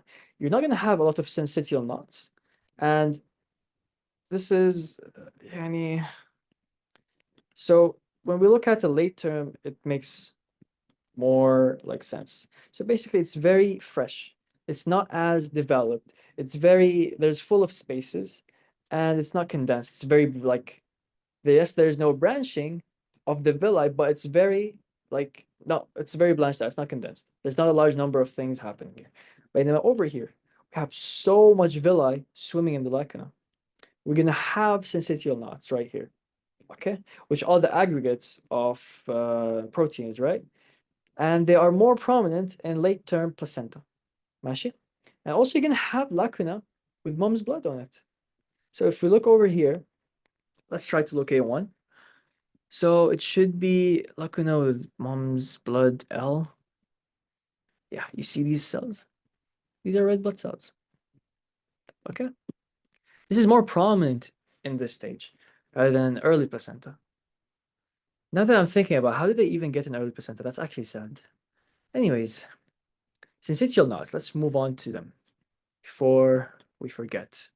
The syncytial knots, I'm going to go back to the slides, don't worry. They are aggregates of syncytial nuclei at terminal villi, okay? So these are the terminal villi. Remember, you have primary, secondary, tertiary. They're all explained in physiology. You should know the tertiary because they're the most prominent and easily identifiable to know the timeline of your placenta. So if you see so much, 30% are reported at term and they're very, like, not just reported, they're very condensed and all throughout the tissue. Okay. Now it evaluates villus maturity. You get my idea? This is how you know if it's a like late term or early term. Okay, that's all you need to know about it. Let's move on to this thing. Honestly, I'm not really sure if this is relevant or not, but I included it because it was in the slides. And I don't think it was in the manual. I don't think any of the placenta was in the manual. But anyways, deciduobacillus is this part of the cell, and there was another diagram that is basically it's the mum's part. Okay, and it's large polyhedral. Yani, I don't know if they're gonna ask you about this or not. Okay, don't really focus on it. Umbilical cord is very important because you have three main structures. You can have the umbilical arteries, the vein, and the Wharton jelly. What is the Wharton jelly? It's the primordial mucous connective tissue. Okay, and it's going to be in between the amniotic epithelium and the umbilical blood vessels. So this is the epithelium, and these are the blood vessels. So like you're going to have the endometrium and so on. No, sorry, the endothelium and so on. And muhim, Wharton jelly surrounds it entirely, and it's the connective tissue. Hala, you have two umbilical arteries and one umbilical vein. Keep that in mind. Don't forget. How can I identify them? An artery is going to have much more thicker walls. A vein is not as, yani, this wall isn't really as darker and as thicker here. And it's usually maintained its shape more. Like I know this is a bad example of this, but you could clearly see the circle here. But you know what? This vein is more so like an oval, but it's been crushed upon it. Okay. Someone said it looks like an A for the artery. It looks like it's smiling. Yeah, you're right. I love this slide so much, by the way. So our smiling umbilical cord has, again, two arteries and one vein. Type. We talked about the syncytial knots. And lastly, the tertiary chronic villi are the most like distinguishable in a sense. They will be very like in the lacuna swimming, and you're gonna have syncytial knots. That's the most important thing. You're gonna see mom's blood in the lacuna, and also like yani this is a cross section and this is the actual slide. But I don't think this is yani they really focus on the syncytial knots more than anything. But keep this in the back of your mind. This is a tertiary villi as well. Okay. If we go again, when will the tertiary villi will be? Will be seen. It will be seen in the late placenta stage. Down. And with this, I think we're gonna conclude our histology section. So we finished endocrine and the histology section. It took quite a while, and sorry if it took more than it needed to, but this is a nice advice I want to share with you guys. It's actually an advice from a doctor. It's not even my advice, but it really resonated with me. And it says that nothing gets easier, it only gets more familiar. We went through 72 or like 70 something slides. Okay. It's a lot, but you guys should practice. Keep practicing and seeing these images, trying to understand them. That's the only and the best way to get familiar with them. Okay. So, any questions for this part or the endocrine part? Feel free to unmute or send on the chat.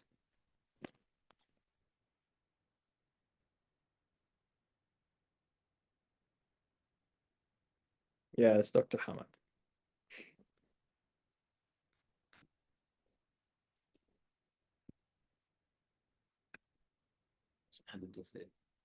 I don't think anyone has a question. So I hope this advice you guys really picked up and work with it. Just keep practicing. It only gets familiar, and the more practice you get, it will just translate into like you'll see the benefit. Trust me. Halla, what do you want to do? Yeah. We're done. My questions. Okay. So we're gonna move on to reproductive with Ayham right now. Also, you can lead. I'll be here. Don't worry. Okay, back guys. Assalamu alaikum. I am Nabhan. Today I will be explaining the repro part of the OSPE review for endo repro. So let's get started. So before we start, let's read this dua. اللهم إني أسألك فهم النبيين وحفظ المرسلين والملائكة المقربين. اللهم اجعل ألسنتنا عامرة بذكرك وقلوبنا بخشيتك وسر بطاعتك إنك على كل شيء قدير حسبنا الله ونعم الوكيل. So, in the beginning, I would like to identify the objectives that we're going to talk about in the repro part. So we're going to start with the pelvic floor, going to the perineum, female and male anatomy. The histology, خلاص, he covered it. So without further ado, let's start with the pelvis and the pelvic floor. So the pelvis, as you can see here, is made of two bones, the hip bones, and the pelvis itself is an irregularly shaped bone that connects the axial skeleton, which is the vertebra, to the lower limbs. So as you can see, this is the sacral vertebra. It's going to be connected with the hip bone, and then the hip bone is going to be connected to the femur or the head of femur in the acetabulum that we're going to talk about in details. So the hip itself, which is the bone, this one, okay? So we do have two hip bones.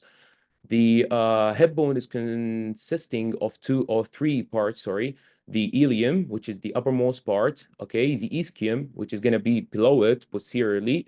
Then the most medially bone is going to be the pubis, okay? So these bones are interconnected or connected by three main joints. As you can see here, the sacroiliac joint, which connects the sacrum, this is the sacrum, to the ilium. So this is the joint, sacroiliac joint. Okay, the second joint is going to be the pubic symphysis, which is a cartilage, okay, that connects the two pubic bones. This is the pubic symphysis. And lastly, the hip joint, okay, where the head of femur, okay, is going to be connected to the head of femur, which is going to be connected to the acetabulum of the pelvis. Okay, so this is the connection between the exoskeleton and the lower limbs. So as you can see, this is the whole thing, and let's identify it. As we say, this is the sacrum, ilium, ischium, okay, from the behind, and this is the pubis. The joints that we do have, sacroiliac, sacrum with the ilium, pubic symphysis, which is the connection between the two pubis bones, and lastly the hip joint, which is this one that we're gonna see it any later. So yeah, as easy as it is. So now let's go into the details of each pelvic bone or the hip bone. Okay, so as we say, this is the ilium, this is the pubis, and this is the ischium. What about the triradiate cartilage? Actually, the triradiate cartilage is going to be prominent in the children. So as we grow up, it's going to be calcified into bones and connects the three parts of the hip bone. So it's just for mobility once you're a child. So you move a lot and you need a lot of mobility. So this cartilage would enable this range of movement. So this is written here, the acetabulum, which is this socket-like structure in the hip, and the triradiate cartilage we talk. Okay, so now let's go and talk about each specific bone. Okay, so let's start with the ilium.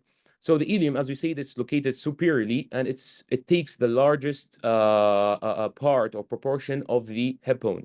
It consists of many parts, but they are the most important parts here. There are six: the iliac crest, the anterior superior iliac spine, which is ASIS, anterior inferior iliac spine, posterior superior iliac spine, posterior inferior iliac spine, and the greater sciatic notch. Okay, we're gonna see the picture of it. Then we do have a wing of the ilium. As you can see, this is the wing of the ilium, okay? So the wing of the ilium consists of two surfaces. We do have an inner surface, okay, and an external surface. The inner surface would also be called the iliac surface or the iliac fossa, where the iliacus muscle, okay, lies on, and the external surface or the gluteal surface where it provides attachment and also location of the gluteal muscles. Okay, we do have gluteus maximus, medius, and minimus. So let's see the picture of the ilium, like in details. This is the ilium. I think there is a question. Okay, so this is the ilium, the red part. Okay, so this is anterior one, and this is the posterior view. So the anterior or medial view, okay, would show the first surface, which is the iliac fossa. As we say, the iliacus muscle would lie on it. This is very important. They might ask you in the OSPE, إنه مثلا we do have a medial or often anterior surface of the ilium. Okay, what's the muscle that lies on? It's going to be the iliacus. It's very important. and the posterior view or the posterior surface where the gluteal muscles would be attached and also located. Okay. The landmarks, as we say, that we do have an iliac crest. It's like the whole upper border of the ilium. Okay. We do have ASIS, which is the anterior superior iliac spine. This is very, very important landmark for clinical, as we will see. And from the anterior view, we do have an inferior spine. So this is anterior inferior iliac spine. Posteriorly, we do have a posterior superior iliac spine, this one, okay, and a posterior inferior iliac spine, and with the ischium and the remaining part of the ilium makes the greater sciatic notch. That we're going to talk about طبعا هون a greater sciatic notch where the sciatic nerve goes through. So that's it for the ilium. Pretty easy. Now, as we say, that this part or the ASIS is very, very important for clinical stuff. So let's read it together. And as you can see over here, okay, here, it's very important. In my slides and the repro slides, you're going to see a lot of very important. Very important means يعني 90% is going to be in the exam. Without very important, يعني study it نص نص. المهم. So the clinical landmarks of the ASIS, we do have 2 points, the mid-inguinal point, okay, and midpoint of the inguinal ligament. So the mid-inguinal point, as you can see here, it goes from the ASIS, anterior superior iliac spine, all the way to the pubic symphysis.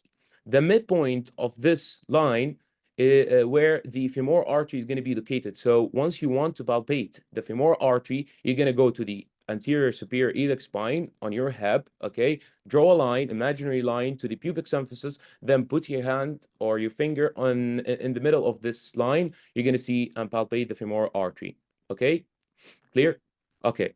So the second thing, which is the midpoint inguinal ligament. So the same thing from ASIS to a pubic symphysis, the midpoint would represent and also locates the deep inguinal ligament where the testes go through and all the testicle neurovasculature is located there. Okay, so that's it for the clinical. It's very important, please, guys. يعني memorize it like your name. Okay, so next. I don't know what's going on. Okay. So now the pupils. See هون ما في very important so عادي. So the pupils, parts of the pupils, we do have 4 parts of the pupils, okay? We do have the pubic body, okay, which is going to be the medial part or the bulk of this bone, which joins the pubic body at the pubic symphysis, the other pubic body from the second hip bone. And the pubic crest would extend laterally to the pubic tubercle, as you're going to see, and the superior pubic rami, which is the wing that goes out of the pubis, okay, is going to be extending laterally like this, okay, forming the acetabulum with the ischium. Then the inferior pubic rami, نفس الشيء بس انه it's going to be inferiorly. Superior and inferior rami, they're going to be part of the obturator foramen. As you know that we do have an obturator nerve, obturator artery, and from the inside of the pelvis, we do have an obturator foramen. This obturator foramen is made of these 2 rami, the superior and inferior. And the neurovasculature of the obturator, okay, obturator neurovasculature goes through this foramen to supply the thigh. And that's it. Okay, so let's identify it together. This is the pubis, the most medial, as we say, is going to be looking from the anterior. Okay, so this is the superior pubic rami, as we say, it's going to go laterally. Okay, then the inferior pubic rami laterally, but inferiorly going to the ischium. Okay, and collectively they would make the obturator foramen. And this is the pubic body, as we say, that connects with the pubic symphysis with the other hip bone. Am I going so fast? Well, it's good. Good. Okay. عشان نوفر لكم الوقت to save your time. Okay, so the last part of the pelvis, which is the ischium. Okay, this is the ischium. Yani landmarks would be 4. Okay, the ischiopubic rami, which connects with the inferior pubic rami, and the obturator foramen, as we say, that makes the or that allows the passage for the obturator neurovasculature, and the most important landmark that you might be asked on, which is the ischial tuberosities. The ischial tuberosities would be the most inferior part of the hip bone, this one. So once you're sitting now and watching my pal session, you're going to be sitting on these 2 ischial tuberosities, okay? And the ischial spine, Okay, this is the ischial spine. It's a projection that goes out of the hip. So that's why it's called an ischial spine. This is the superior ischial rami, as we said. Inferior goes to the inferior pubis, and this is the body. Okay. So the ischial spine, this one, okay, has relations with some nerves, and they're going to be responsible on the supply and passage for the reproductive system, like pudendal nerve. You're going to see it بعدين. Okay, so this is very important. Please, guys, you're going to see it also in the wet lab. So we do have two important ligaments that would attach to the ischium. Okay, we do have sacrospinous ligament that connects the sacrum. Okay, this is the sacral bone to the ischium. This is the ischium. So this is the sacrospinous, sorry, sacrum to the spinous or the spine of the ilium. Okay, as you can see over here, let's magnify it a little bit. So this is the sacrum, okay? The ligament goes from the sacrum all the way to the spine of the ilium. Which spine is going to be? Anterior, posterior, inferior, superior? What is it? Someone in the chat. Posterior, inferior, that's true. Okay, so from the sacrum to the posterior inferior iliac spine. Then we do have another ligament, which is the sacrotuberous ligament. Goes the same thing, yani, from the sacrum, but now to the ischial tuberosities, as we said, and we sit on them. So this would connect the sacrum to the ischial tuberosities. What is the function aslan of the ligaments? It's just for the supply. It is for the structure, and also it makes it stronger. So the pelvis without the ligaments, it would fall off, okay, and it might be broken so easily. So what is the clinical importance of these two ligaments, or the importance of these two ligaments? The sacrospinous, which connects the sacrum to the spine of the ilium, it actually forms the greater sciatic foramen, as I showed you, and through the greater sciatic foramen, okay, so through the greater sciatic foramen, the sciatic nerve and the sciatic neurovasculature would pass through it, okay? The second ligament, where it forms the lesser sciatic foramen for other nerves. So as you can see here, this is the greater sciatic foramen from the sacrospinous, okay, greater sciatic, and the sacrotuberous forming the lesser sciatic. Clear? So as you can, it's much easier here. This is the greater, this is the lesser. That's it. I think it's clear, inshallah. Let's identify it. We're already done. This is a greater, this is lesser. This is very important, guys. Please don't forget it. Now we're done with everything. Let's just have a recap, a quick recap of what have been said so far. So this is the ilium with its two surfaces. This is the posterior surface for the gluteal muscles, gluteus maximus, minimus, and medius. And this is the iliac fossa, or the iliac surface where the iliacus set on. Okay, then we have the iliac crest. We do have the spines, posterior superior iliac spine, and do have the anterior superior iliac spine. حلو. That's for the ilium. For the pubis, the pubic body, pubis, yeah, this is the pubis. This is the pubic body where it connects with the pubic symphysis, connects with the other hip bone, with the rami, two rami, superior and inferior, making the obturator foramen, and the ischium with the ischial tuberosity where we sit on. This is the most important things that we talked in these in the previous slides. Now, let's go to the second topic, which is the pelvic floor or muscles. The pelvic floor, okay, or the true pelvis, which is above the pelvic floor, is going to be collecting the viscera or holding the viscera of the pelvis, like مثلا, the intestines, the small intestines, large intestines, the rectum, and so on. The مثلا, urinary bladder, and so on. Okay, this is called the true pelvis. The pelvic cavity, or this thing, okay, would be containing a pelvic floor or the pelvic diaphragm. And it can be called alternatively, which is made of muscles, okay, to strengthen this floor. And we do have, before we go into the details, we do have two walls, a lateral and a posterior wall. The lateral wall is going to be made of the obturator and piriformis, okay?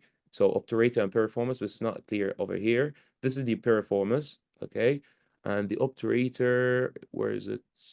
This one, okay? So this one, okay? This is the obturator, but it's covered with the obturator sheath. So this is the obturator and this is the piriformis, okay? That's the lateral. What about the posterior? It's just made of the piriformis. As you can see, it's extending posteriorly and also laterally. That's it.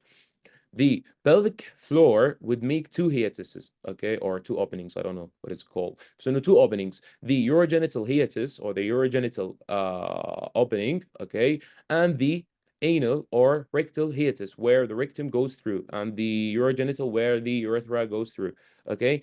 And lastly, okay, the things that we're going to talk about is the last point here. As you can see, the muscles that would make the diaphragm would be three muscles or two muscles with a fascia. The first one and the most important and the largest component of the diaphragm is going to be the levator ani, which is made of three muscles that we're going to talk about. And then the second muscle, which is a small muscle, is called the coccygeus muscle, and it's innervated by the anterior rami of S4 and S5. Just keep it in the back of your mind for the innervation. Then all these muscles would be covered with a fascia, okay? So let's see it here, and we're going to see another picture, yani. But this is the levator ani. As we said, it's the largest component. So we do have puborectalis. This is the puborectalis, which makes a sling-like shape around the two hiatus.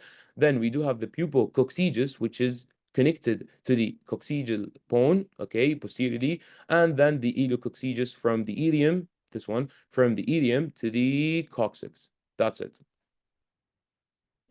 Okay, so levator ani, which is very, very important muscle, is going to be composed of three parts: the pupococcygeus, puborectalis, and iliococcygeus, okay, as we said. And the levator ani is going to be innervated by the pudendal nerve. This is very, very, very important. أنا يعني 100% inshallah, you're going to be asked on it. So the pudendal nerve is made طبعا of S2, S3, and S4. That's it, okay? And we saw it already: puborectalis, pupococcygeus, and iliococcygeus. So this is the levator ani extra information. The puborectalis would form the anorectal angle. This angle, as you can see, it's a 90-degree angle, and also in the large intestine. You took it in GI. And also the puborectalis means fecal and urinary continence. So it's that's why it's a skeletal muscle. So once you want to urinate or defecate, you can control it by yourself and you can do whatever you want. Then the pubococcygeus, which is going to be the main constituent of the levator ani because it's the biggest muscle, okay? The iliococcygeus, the action of the iliococcygeus, it just elevates the pelvic floor and the anorectal canal, okay? So yeah, it also helps in defecation and urination as it elevates the pelvic floor. So that's the levator ani. What is the function of these muscles أصلا? It's for information, you don't need to memorize it, just هيك know it. Okay, so first of all, it supports the abdominopelvic viscera, as we say, large intestine, small intestine, urinary bladder, and the rectum. It also makes and provides the resistance, okay, once the intrapelvic and abdominal pressure increases. So مثلا during constipation, where the abdominal pressure is going to be increased, okay, so to prevent any rupture, these muscles would be there, to prevent it and provide resistance. And lastly, as we said, urinary and fecal continence. Okay, this is the most important slide. Please focus with me. So this is the most important slide, the pelvic floor. So the pubococcygeus, puborectalis, and the pudendal nerve are going to be the most prone to the injury during childbirth. Okay, why? Because once the child or the head of the child is going out, okay, out of the vagina, it extends all the surrounding structures, specifically the levator ani, the pubococcygeus and puborectalis. So you're going to be very, very prone to be ruptured and broken, right? And if it ruptures, it's going to be a disaster. It's a مصيبة. تمام? What about the pudendal nerve? Pudendal nerve, it goes out from the posterior ilium, راح تشوفوها بعدين, from the posteriorly from the ilium, okay? Then it descends to support the levator ani. So it's very prone also to injury. طيب, the repeated childbirth, what does it result in? So it results in urinary stress incontinence and rectal incontinence. So the female's gonna she's gonna urinate or defecate involuntary. So that's due to the weakened muscles. And also it might cause a prolapse. صح ولا لا? Might cause a prolapse. What does prolapse mean? Prolapse mean is moving of a structure out of its normal place. So the vagina, normal, or often uterus, the normal place of the uterus is going to be in the pelvis or the abdominopelvic viscera. So once with repeated childbirth, it's going to prolapse and goes out from the vagina. Okay. Now we finished the first objective. Going to the second objective. So second objective, one of the heaviest lectures, which is the perineum. Let's start with the perineum. The perineum is made from a perineal membrane, which is a thick triangular fascia, covers the genitalia. So it's going to be located below the pelvic diaphragm. So here, this is the pelvic diaphragm, صح? This is the levator ani, the coccygeus muscle, and the fascia on them. The perineum, okay, is going to be below it, just to cover and strengthen the genitalia. So that's it for the perineum. As you can see, this is the pelvis, and this is the pelvic inlet. The pelvic pram is going to be the surrounding circle of the pelvis, okay, having the pelvic cavity where the abdominal pelvic viscera is located, then the pelvic diaphragm, as we said, the levator ani, coccygeus, and so on. Then below the pelvic diaphragm, we're going to see the perineum. This is the perineum, okay. بعدين خلاص pelvic outlet. طيب. So the perineum, okay, before we go into the perineum and the pouches of the perineum, we would have two triangles would be made from the perineum. The first triangle is going to be the anal triangle, okay, here, extending laterally from the two ischial tuberosities, okay, all the way to the coccyx, okay, making the anal triangle, okay. The urogenital triangle, the same thing laterally from the ischial tuberosities, and goes anterior to the pubic symphysis, making the urogenital triangle. It's the same thing on in females and males and females. So as we say, the boundaries of the urogenital triangle, which is the important one that you might be asked on: anteriorly pubic symphysis, posteriorly imaginary line between the two ischial tuberosities. This is the imaginary line, okay? And posterior to the anal triangle is going to be the coccyx, okay? Laterally, as we said, ischiopubic rami. Here, ischiopubic rami, inferior ischiopubic rami, and the roof, levator ani muscles. Of course, it's the perineum, and the floor is going to be the perineal membrane. So we're going to see it there eventually. So before we go and explain the perineum, let's identify the structures over here, okay? So as we said, we have two triangles. This is the urogenital from the ischial tuberosities, ischiopubic to the pubic symphysis. And this is the anal triangle from the ischial tuberosities to the coccyx, okay? The anal or the urogenital affluent triangle would be containing a lot of structures. First of all, it would be containing the urethral orifice where the urethra goes through, and the vaginal orifice where the vagina also goes through. Then we do have these two structures for the clitoris. Okay, this is the clitoris, and this is the bulb of the clitoris. Okay, and these two. They are the vestibular glands or the Bartholin gland. We're gonna see it later, Annie. So as you can see, roots of the external genitalia. And the posterior, we do have the anal aperture, okay? Now, this is very, very important, okay? The perineal body. The perineal body is going to be located between the urethra in males or vagina in females and the anus, okay? This is the anus, and this is the urogenital structures. So we would have many muscles that would run into it, okay? So they're going to be including the external anal sphincter, which surrounds the anus, okay, which controls the movement, and the superficial transverse perineal muscles. As you can see them, these are the two transverse, wide transverse, because they go transversely through the perineum. Then the deep transverse perineal muscles are going to be here and also behind the superficial, more above it, to the upper part of our body. Then the pulpospongius muscle, okay, this muscle which connects often, which controls the erection. And then we do have ischiocavernosus muscle, which controls the cavernosa of the clitoris and cavernosa of the penis. And also we do have the sphincter of the urethra and the vagina. So this is the urethral sphincter, controls the urethra, and this is the vaginal sphincter, controls the vagina. That's it, okay? And those are هذول الاثنين اللي هو الurethral and vaginal sphincters are going to be external genitalia.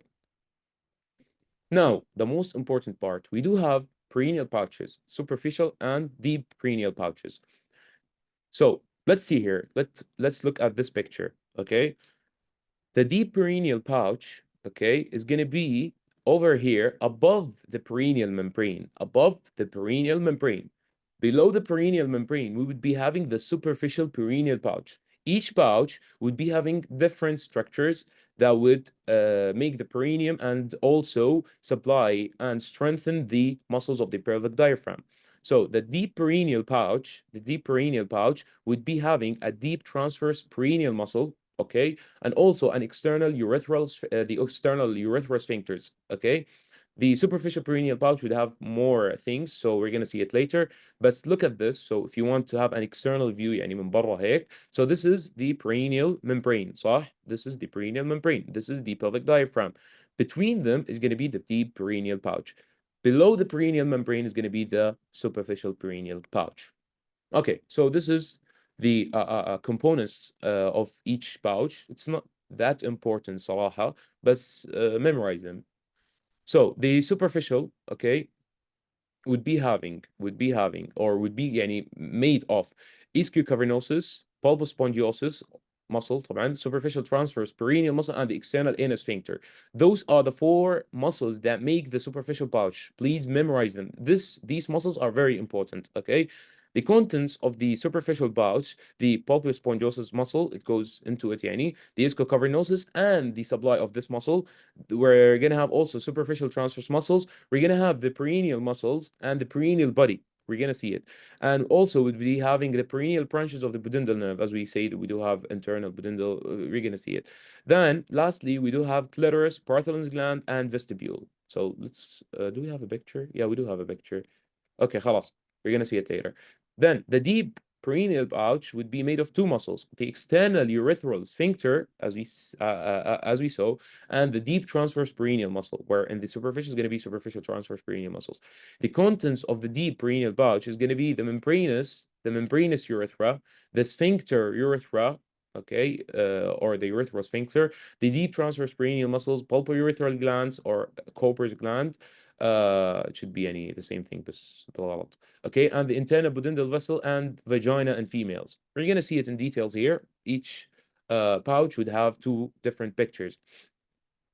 So this is the superficial pouch in men. Okay, so as we said that we do have an ischiocavernosus muscle. This is the ischiocavernosus muscle, controls the erection of the genitalia, external genitalia. We do have a pulpospongiosus muscle as well here. Okay, as we said, we do also have an external ileus sphincter. Okay, we do have a superficial transverse perineal muscle.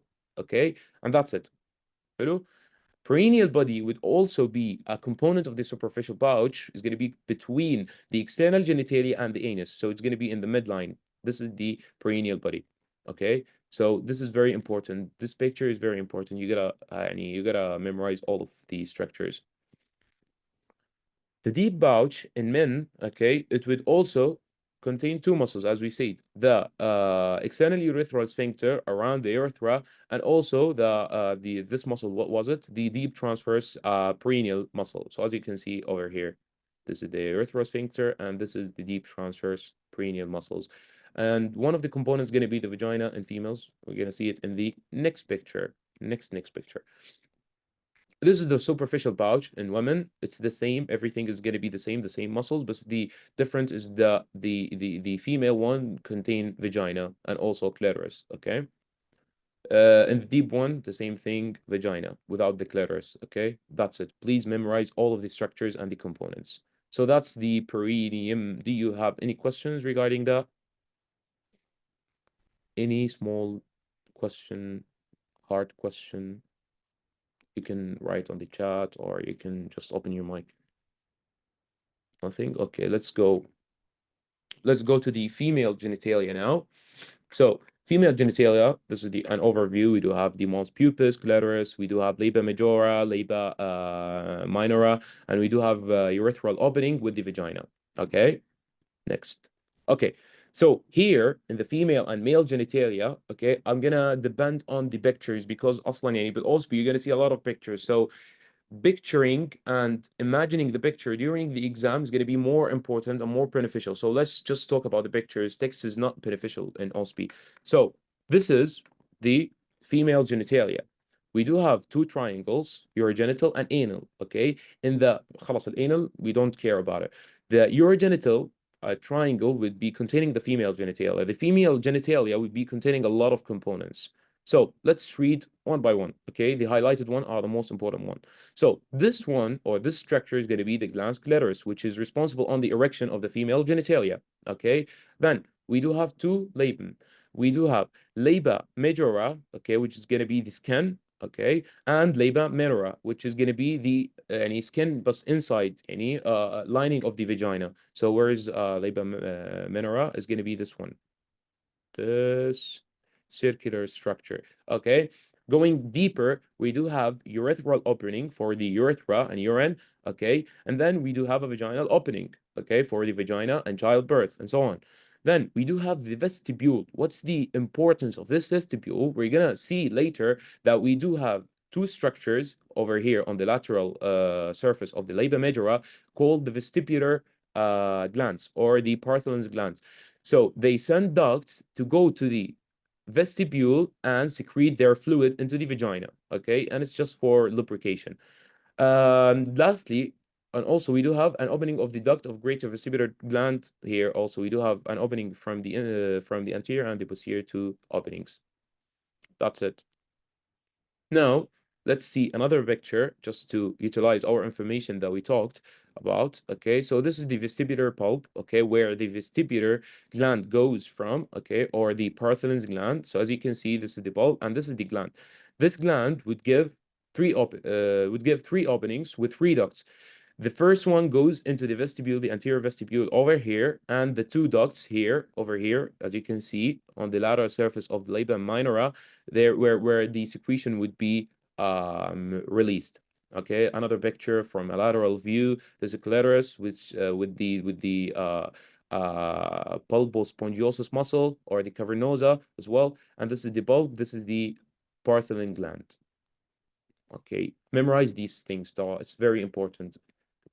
Okay, this is طبعا all the pictures I got them from Grey's Anatomy, lab manuals, lab lectures, and also from the lecture itself. So this picture was one of the pictures found in Dr. Atif presentation. So this is the uterus, goes all the way down through the os, external os, internal os, external os, with the fornixes, okay, going all the way down with the vaginal opening. This is the bladder, which gives the urethral opening anterior to the vaginal opening, and very important structures over here, as you can see, the posterior fornix and the Douglas of pouch. Posterior fornix is going to be located at the posterior side of the vaginal surface, okay, where it gives access to get into the Douglas pouch. We're going to see the importance of this pouch. So this picture is important. Dr. Atif loves these pictures. Salaha, it's called the hysterosalpingonography. Okay, so let's identify the structures one by one together. So the first thing is going to be the fundus of the uterus. صح ولا لا? This is the uterus. This is the fundus of it. Then second thing is going to be the uterine cavity. This is two. This is the uterine cavity. صح ولا لا? This is the uterine cavity. صح? Okay, so this is the uterine cavity. Third one, three, is going to be the isthmus, okay, which is going to be the lower uterine segment or component which connects with the vagina. Then we're going to have the fourth thing, these folds called palmate folds of the cervix. It's not important. Then we do have the canal of the cervix. It's very, very, very, very important because it goes with the vagina. Okay, then we do have the infundibulum of the uterine tube. It's six. Where is it? This is six. Okay, so this is the infundibulum of the uterine tubes. Okay, then we do have ampulla of the uterine tubes, isthmus of the uterine tubes. I think you covered them in the anatomy lectures, and then ostium of the uterine tube. This ostium, where is it? This one. This is the ostium of the uterine tube or fallopian tubes, by the way. So this is the uterus, gives two fallopian tubes. Fallopian tube starts with the ostium, okay, or isthmus here, ostium isthmus, then gives the ampulla at structure 7, ampulla, or the thickened part of the fallopian tube. And lastly, it gives us the infundibulum, where it's going to be connected to the ovary. That's it, okay? So that's the importance of the hysterosalpingonography. Okay, let's see some pictures of the wet lab. Okay, so let's zoom in. This is the uterus. As you can see, it's very easy identifiable. This is the fallopian tube on both sides. Fallopian tube would continue all the way with the ostium, isthmus, ambula, then infundibulum. Then it gives us fimbria, which is like هيك. Let's draw it. It's like this is the uterine tube. Okay, goes all the way to the ovary. Okay, and at the end, it gives us like هيك projections. It's called fimbria. It just connects with the ovary and strengthens the ovary. So you can see it here. You can see it. Look. Okay. Okay. So that's the first picture. How would I stop this? Okay. Hello. Okay. The second picture, this is the uterus, fallopian tube goes all the way to the ovary. This is the fimbria, okay? And this is the fallopian tube. And this is the suspensory ligament. What is the importance of the suspensory ligament? It just holds the ovarian, fallopian tubes or the uterine tubes with the pelvic floor. So it just for supplementation and structuring of the fallopian tubes. Okay, let's remove the drawings. Okay. All clear, guys? Everything's clear? Am I going fast? Well, good. Yes, thank you. It also, the suspensory ligament, it also has the ovarian vessels to supply the ovaries or the ovarian neurovasculature. كلهم يعني حتى مع الأوفرين neurovasculature. Okay, those are the second pictures. We do have the uterus, as we said مليون مرة. This is the fallopian tube. Then we do have the round ligament. It's different from the suspensory. As we say, the suspensory ligament holds the ovaries with the pelvic wall. The round ligament, it holds the uterus and also the whole internal genitalia, okay, but mainly the uterus, and holds it and connects it to the pelvic floor. So it prevents the prolapse. So once the female, okay, has a prolapse, the round ligament is going to be ruptured or damaged, okay? So this is the lateral wall of the pelvis, okay? And this is the same thing. This is the round ligament. How would we identify it? It just connects the uterus to the pelvic wall. So easy. Please, guys, don't forget it, okay? Here it's labeled the deep inguinal ligament. We do ring F1. This is the deep inguinal ring. It's not important. خلاص. Okay, so this slide is not important, but say, okay, just read it with me. So the ligaments of the female genitalia internally, we do have a broad ligament, as we say, double layered peritoneal supporting the uterus and the fallopian tubes with the ovaries. It has three parts: mesometrium, mesosalpinx, and mesovarium. Then we do have the round ligaments, helps maintain the anterior virgin of the uterus. Then we do have an ovarian ligament, connects the ovary to the uterus. Then we do have the suspensory ligament, attached the ovary to the lateral pelvic wall, as we said, and connects ovarian blood vessels. Fifth, cardinal ligament, which is a transverse cervical ligament, which supports the cervix and the upper vagina. So from this slide, what's the most important things? كيف أجيب الhighlights? This is the highlighter. This is important. Okay. Okay. خطي يعني. I'm sorry.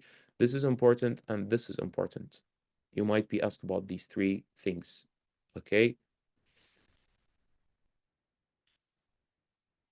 Next. Bismillah. So yes, this is the ovarian ligament. As you can see, this is the ovary. It's going to be covering the ovary, which is called the ovarian ligament. Also, we do have the suspensory ligaments. As you can see, it's connected to the lateral wall or the pelvic wall. As you can see over here, it goes all the way to the pelvic wall. Okay, this is the pelvic wall, but it's removed. I know the picture sucks, but this is from your lab committee, by the way. Lastly, the ovarian ligament. خلاص, we talked about it. Thank you. Same thing, repeating. Okay. Now, the most important slide of the female genitalia is the clinical slide. Dr. Atif, Dr. Akif loves these topics. Wallah, they love these topics. So the clinical thing here of the female genitalia, as I said, that we need to focus on these two things here, the posterior fornix and Douglas of pouch. صح? So let's see the importance of them. So the posterior fornix, okay, which is the posterior vaginal wall, okay, it's gonna give an access to the pouch of Douglas or the rectouterine pouch. So what's the importance of this structure or the posterior fornix?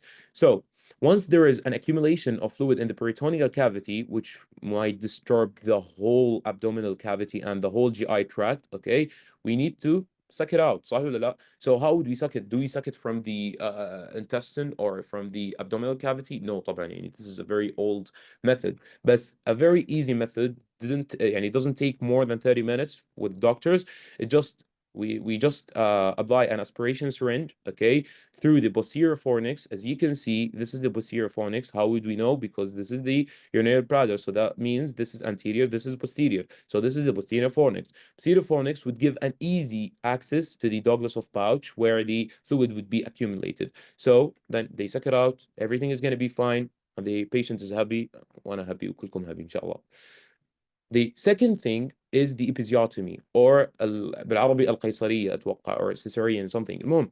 So episiotomy is going to be the surgical incision that would be made through the perineum between the vagina and the anus. حلو during childbirth. So some females would have a small pelvic outlet that يعني doesn't allow the child to go through the vagina easily. So it might يعني be very vulnerable on the life of the patient. So the doctors would have an alternative solution, which is the episiotomy. Okay, episiotomy would be just making an incision to the vagina and the anus. Yani, we do have two types: the midline episiotomy, just a midline from the vagina to the anus, or a mediolateral episiotomy from the vagina to the lateral wall of the gluteal surface. Okay, that's it. So this is very important. It might give you a question, and Dr. Atif, يعني, he insisted on this information in the lecture. And I saw it in the recording. So focus on this. The second thing they might give you, مثلا, what is this? What is it called? What is the incision made? What is it between two structure, or يعني, what's the two structures? That's it. Okay.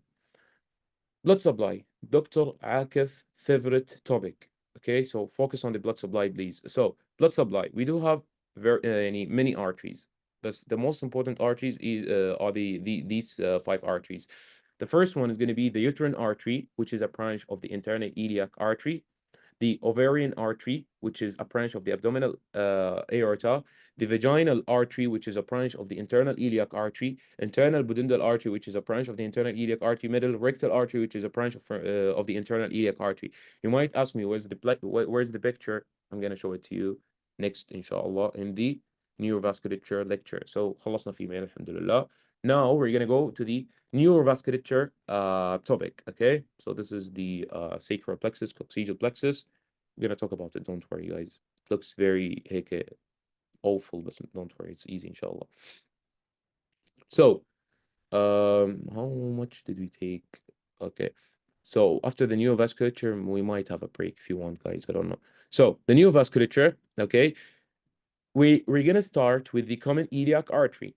Okay, the common iliac artery that would bifurcate at the sacroiliac joint, okay, giving external and internal iliac branches. So this is the common iliac artery going from the aorta here at the sacroiliac joint. This is the sacrum ilium. They're going to be a joint that I showed you before. They're going to bifurcate into internal and external. Okay, so this is the internal and this is the external. Internal, it would supply the pelvic structure or pelvic viscera. External, it would give other branches to supply the lower limbs. And external بس lower limbs خلاص يعني don't worry about it.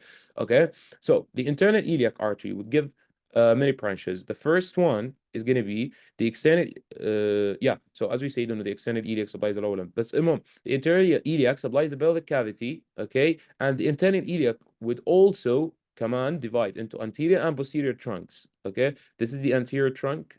Follow the pointer, please. This is the anterior trunk, okay, and this is the posterior trunk. We're gonna start with the anterior trunk. Hello.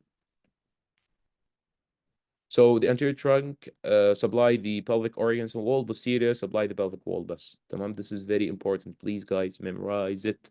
مثل اسمكم. إذا في حدا بيغلطها بعد الاختبار وبيجي بعدين يعني صراحة I'm gonna be very sad. المهم.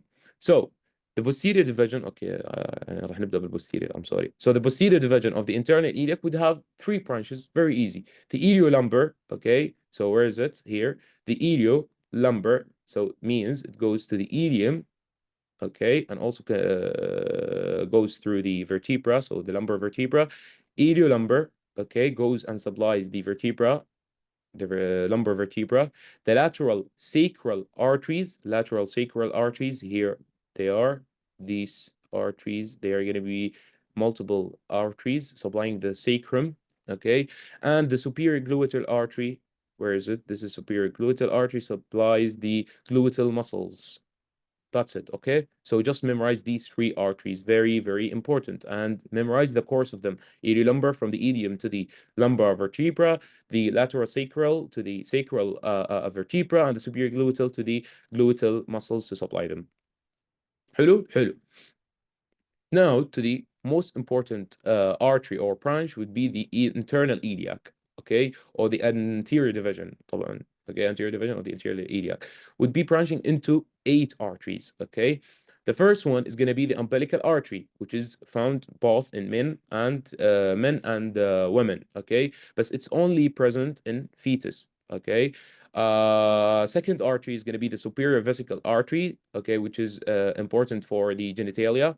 The third one is going to be the obturator artery, supplies the thigh, which is going to be 25%, okay, branching into the epigastric artery, or branching from the epigastric artery. The fourth artery is going to be inferior vesical, inferior gluteal, middle rectal, internal pudendal artery, and uterine artery, vaginal artery in females. Okay, we're going to see them طبعا.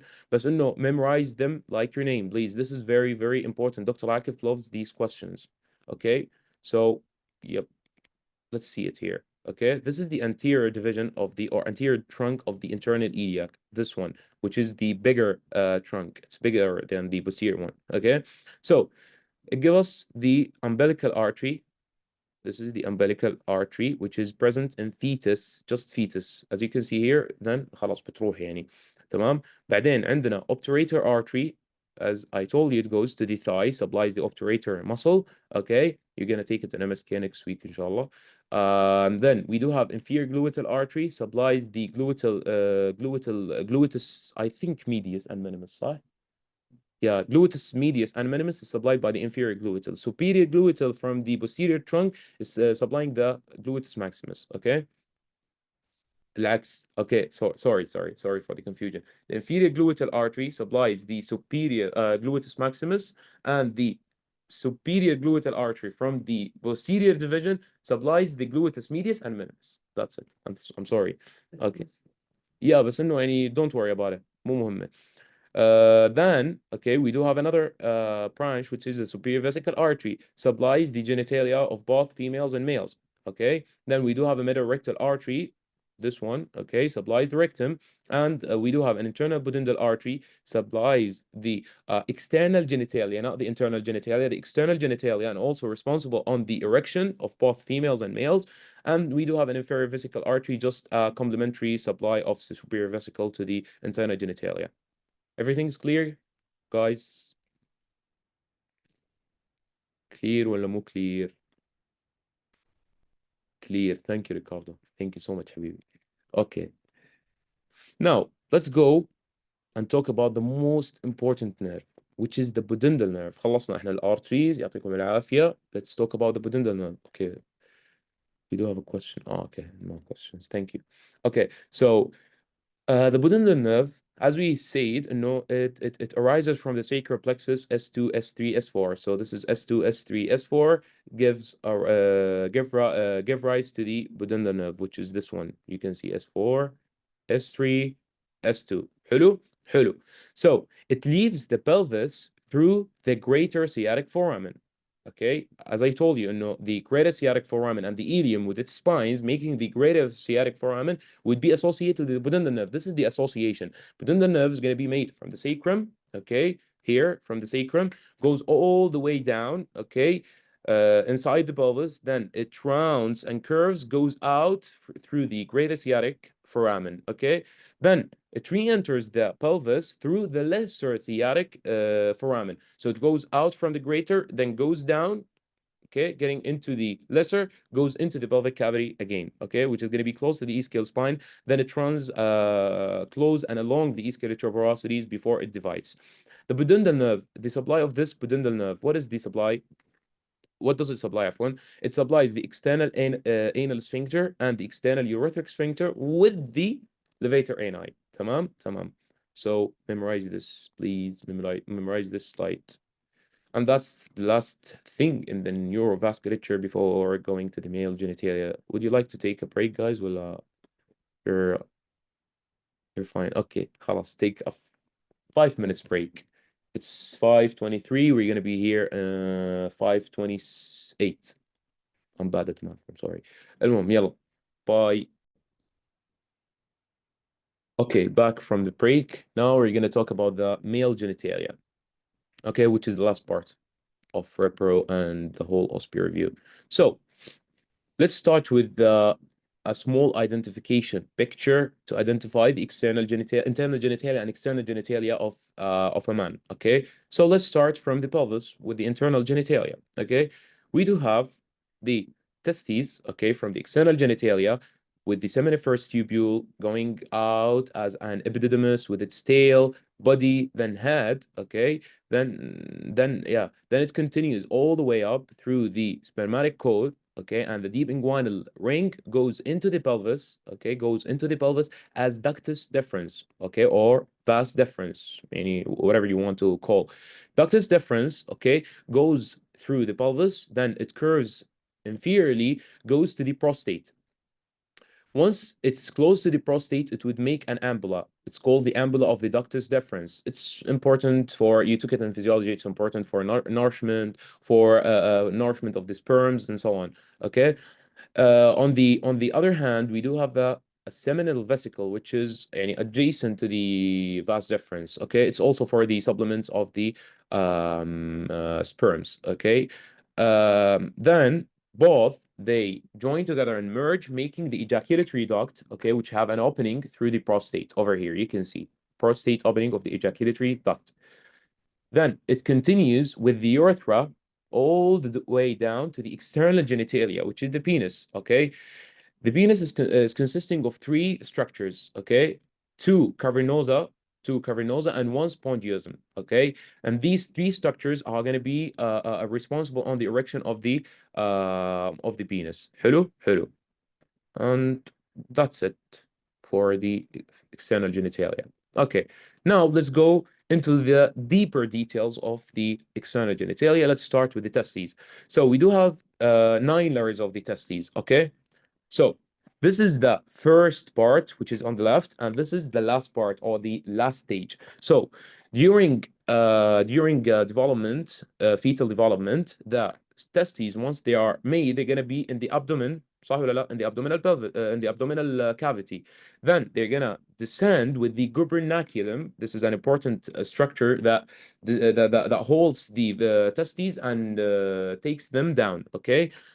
So this is the gubernaculum, as you can see. حلو تمام. They're descending, making pouches or making the spermatic cord. So this is the skin.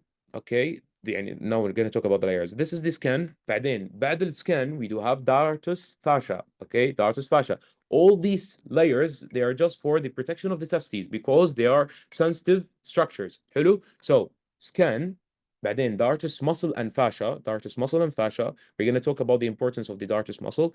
Then we do have the external spermatic fascia. As you can see here, the testis has descended all the way down. حلو. And then a dartus. بعد الdartus, we do have what? External spermatic fascia. This is the external spermatic fascia. حلو. It's the third one. بعدين عندنا cremaster muscle and its fascia. This is the cremasteric fascia. This is the muscle and it's covered by the cremasteric fascia. حلو. حلو. بعدين بعد the cremasteric fascia, we do have an internal spermatic fascia. This one. The green fascia. Okay. Then the fascias of the testis itself, okay, it's gonna extend and give rise to the external wall of the spermatic cord. We do have tunica vaginalis. Tunica vaginalis, we do have a parietal layer and a visceral layer, and in between we do have a cavity. Okay, they are just for protection, and the cavity where the fluid is there for the movement and mobility of the testis itself. حلو حلو. Then after that we do have a sulcus vaginalis. Sulcus vaginalis is going to be deeper. Okay, the sulcus vaginalis is going to be the last one before the albuginea. Okay, covering the testis. Okay, so the testis itself histologically covered by sulcus vaginalis and the tunica albuginea. Okay, extending to the internal spermatic fascia. حلو, clear. This is very important, guys. Dr. Atif loves these slides. Okay? Okay.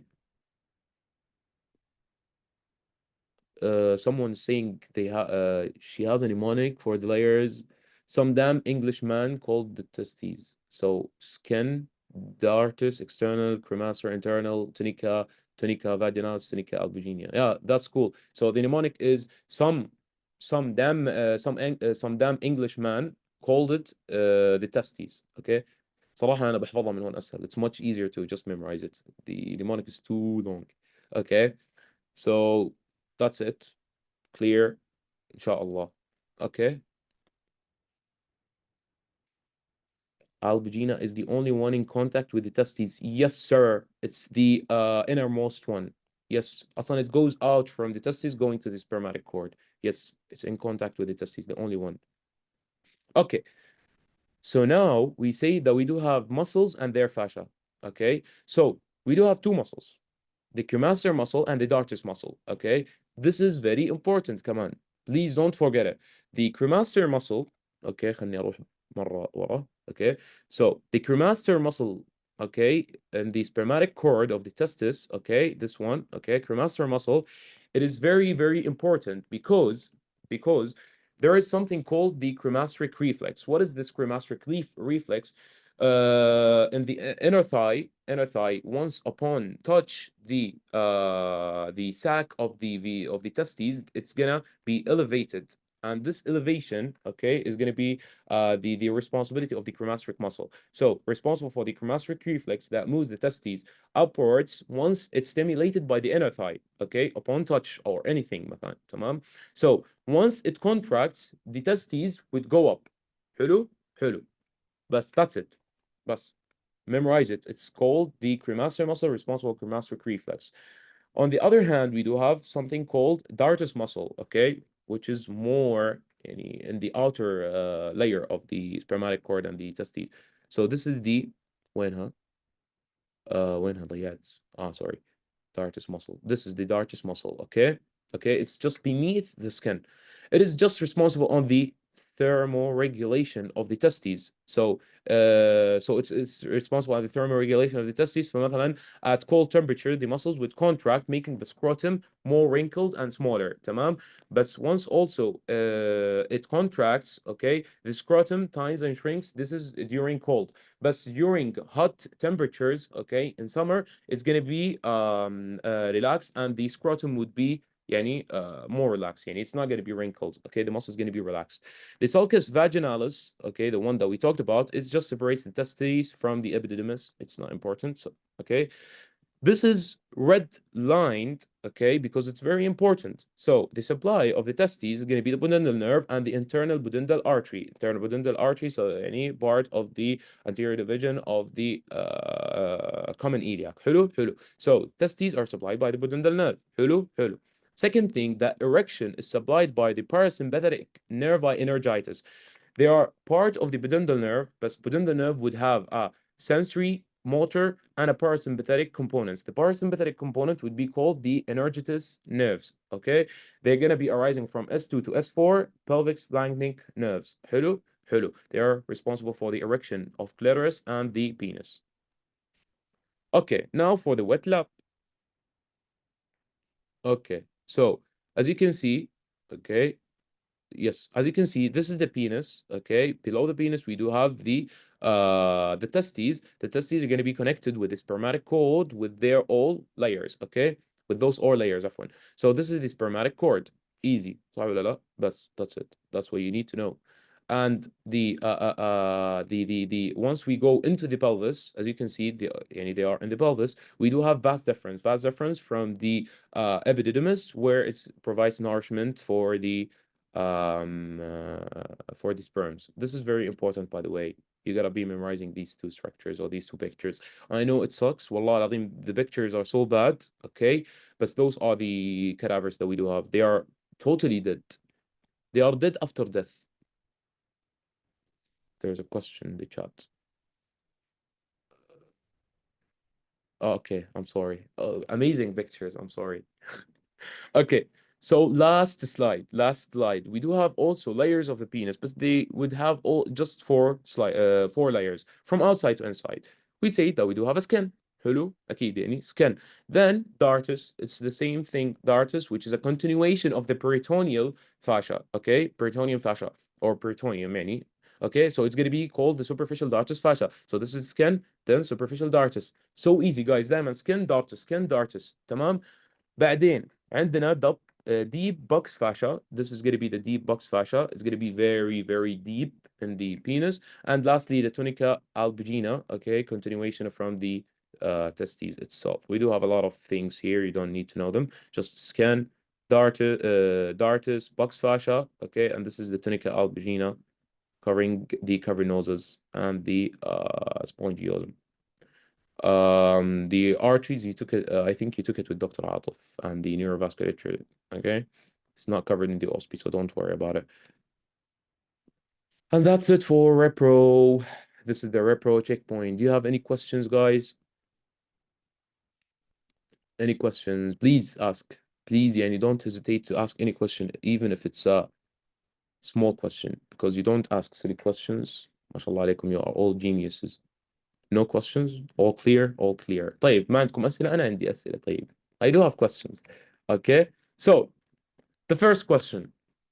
Name two branches of this artery, okay, that is going to be different between males and females. So I want someone to open the mic عشان ما أختار واحد أنا. يلا. Don't leave كمان شباب. I know your names ترى. يلا يا شباب حد يجاوب. I'll go for it. يلا يحيى. تفضل. This is the anterior branch of the internal iliac, right? Yes, this is the anterior trunk. That's true. So give me So two. yeah, the two different ones will be the inferior vesicle. حلو. This is It's gonna be the uterine in the females, right? Yeah, okay, that's true. So this is the perfect answer. طبعا these are past questions. This is the perfect answer. أصلا أنا هيك كاتبه بالضبط يعني. ما شاء الله عليك. Thank you يحيى. So we do have in males and females we do have inferior vesical artery. صح ولا لا؟ بس in females we do have uterine and vaginal artery which is found just in females. So this is the distinguishing factor or distinguishing structure. Okay, next question. أنا راح أختار. شو بدي استناكم يا حبيبي؟ طيب. في حد راح يتطوع ولا اختار؟ Anyone wants to volunteer? The one who made the wet lab pictures, do you want to answer? Okay, sure. يلا. But I'm not really sure, okay? لا إن شاء الله you're gonna be sure. يلا. Okay, for the first one, it's the A is male and B is female. لا أمزح عكستهم. Hold up. Okay. A is female and B is Which one is male. female? Which one is male? A is female حلو. and B is B male. is male. Yeah, طيب why A is female because and of why B is a male? for the angle حق the one that under the pubic symphysis is bigger. في صح subpubic angle صح؟ Yeah, Is it's where? what do you mean? What did you say? It's bigger where يعني in which pelvis? Female or male? لا الفيميل عشان Okay, for giving birth. صح. That's true. Okay, second identification point. We do have a Females lot. have longer pubic symphysis, I guess. لا. No? No, that's not true. ما لها دخل.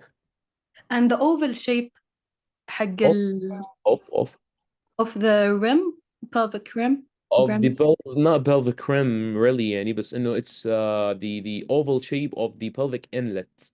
Yeah, Yes. okay. Oh, that's true. Thank you. طيب واحد ثاني. Why B is a male? Let's take Ricardo. Ricardo يلا. B is a male because first thing the pubic arch is I think like narrower. It's not Yeah, no. صح. Mhm. And can we say like the opening itself, the inlet is like smaller ولا it's مش مبينة هون؟ It's not that really prominent feature because we do have another features for a male. خلاص I'm gonna tell you. So you can see here, as I think Judy and Ricardo said, the subpubic angle in a female is going to be much, much wider. So it's going to be between, I think, 45 and 70, this pubic angle, subpubic angle, whereas in males, it's going to be between 15 and 30. So you can see here. So basically, it's wider in the females. This is the first distinguishing point. The second one is going to be the sacral promontory. Okay, Feras is leaving. يا شباب يلا باي باي. See you. Thank you so much. Okay, so the sacral promontory, which is this one, okay, the sacrum, which which goes inside the pelvis, in the female, it's going to be smaller, where it's going to be more prominent in males. Why it's smaller in females? Just for accommodation of the fetus, okay, for the uterus as well. Okay, another thing, this is the third distinguishing point عشان إذا نسيته في الاختبار. Okay, once you forget something, you gotta find an alternative. Okay, the ilium, or the wings of the ilium, in the female is gonna be wider, so it's gonna be flaring. Okay, whereas in the male, it's gonna be going medially. It's like closing. تمام? And all of these feature in a female is just for giving childbirth and for the accommodation of the child. And this is the X-ray. It's the same thing. You can see the subpubic angles, okay, and the inlet. Here it's more oval. This is the female, and the promontory is more prominent, okay. Something you can also يعني distinguish, okay, this is I think يعني غلط هم بيسووه بس إنه you can see the external genitalia. This is the external genitalia of a female, and this is the penis of of a man. Okay, so you can easily أصلا هيك just know إنه B is a male. Okay, I used to know like this. Okay, so this is the answer. I'm sorry. آخر سؤال أنا آسف بس هذا السؤال كثير مهم. The acetabulum is bigger in males too, right? No, not really, because there is no any relation between it and between the childbirth or the accommodation of the fetus. So no, عادي. بس أصلا يعني in general, all the bones in a man is much bigger than the female's bones. So yeah, it might be, but it's not. It doesn't have any clinical relevance. Okay, so who wants to read this question other than the people who answered? Let's have Warda, Zainuddin, there's M-dash. Anyone? Yalla. It's an easy question, guys, but it's a very important question. It has been repeated like من يوم 2005. I think I can And do it. yeah, can you read it, please, first? Okay, so what nerve supplies the structuring green? Okay, so first of all, what's the structure? I أصلا. think it is the puborectalis, right? It's the levator ani, يعني, with puborectalis, pubococcygeus, and the coccygeus. Okay, so levator ani. Okay, so I think it is the pudendal nerve, right? Pudendal nerve. What do you think, guys? What Yes. do you think? طيب pudendal nerve arises from which sacral plexus? S2, S3, S4. Yeah, that's true. والله كفو زين. طيب B. What passes through the urogenital diaphragm? The اللي هو urethra. هذا يعني what passes through it؟ Okay, اللي هو so مليون the شغلة. urethra, Urethra, the anal canal, anal canal, true. and the vagina in females. Vagina or the cervix, everything is true. كفو والله. Thank you so much. So the So the pudendal nerve, okay, is the supplying nerve of this muscle, okay. And the structures that passes through is the internal pudendal neurovasculature and everything that we talked about. So it varies, يعني. And I think we're done, alhamdulillah. Thank you so much for your attending and good luck with your Enduro Pro. I hope your preparations would be perfect, inshallah. And I hope you all, inshallah, wish you all A's, inshallah subhanahu wa ta'ala. And if you don't have any questions now, you can ask us anytime you want before your exam. And yes, can you please just scan this QR code? Don't forget. And thank you so much, guys. I was really happy to have you all today. Thank you so much. Thank you.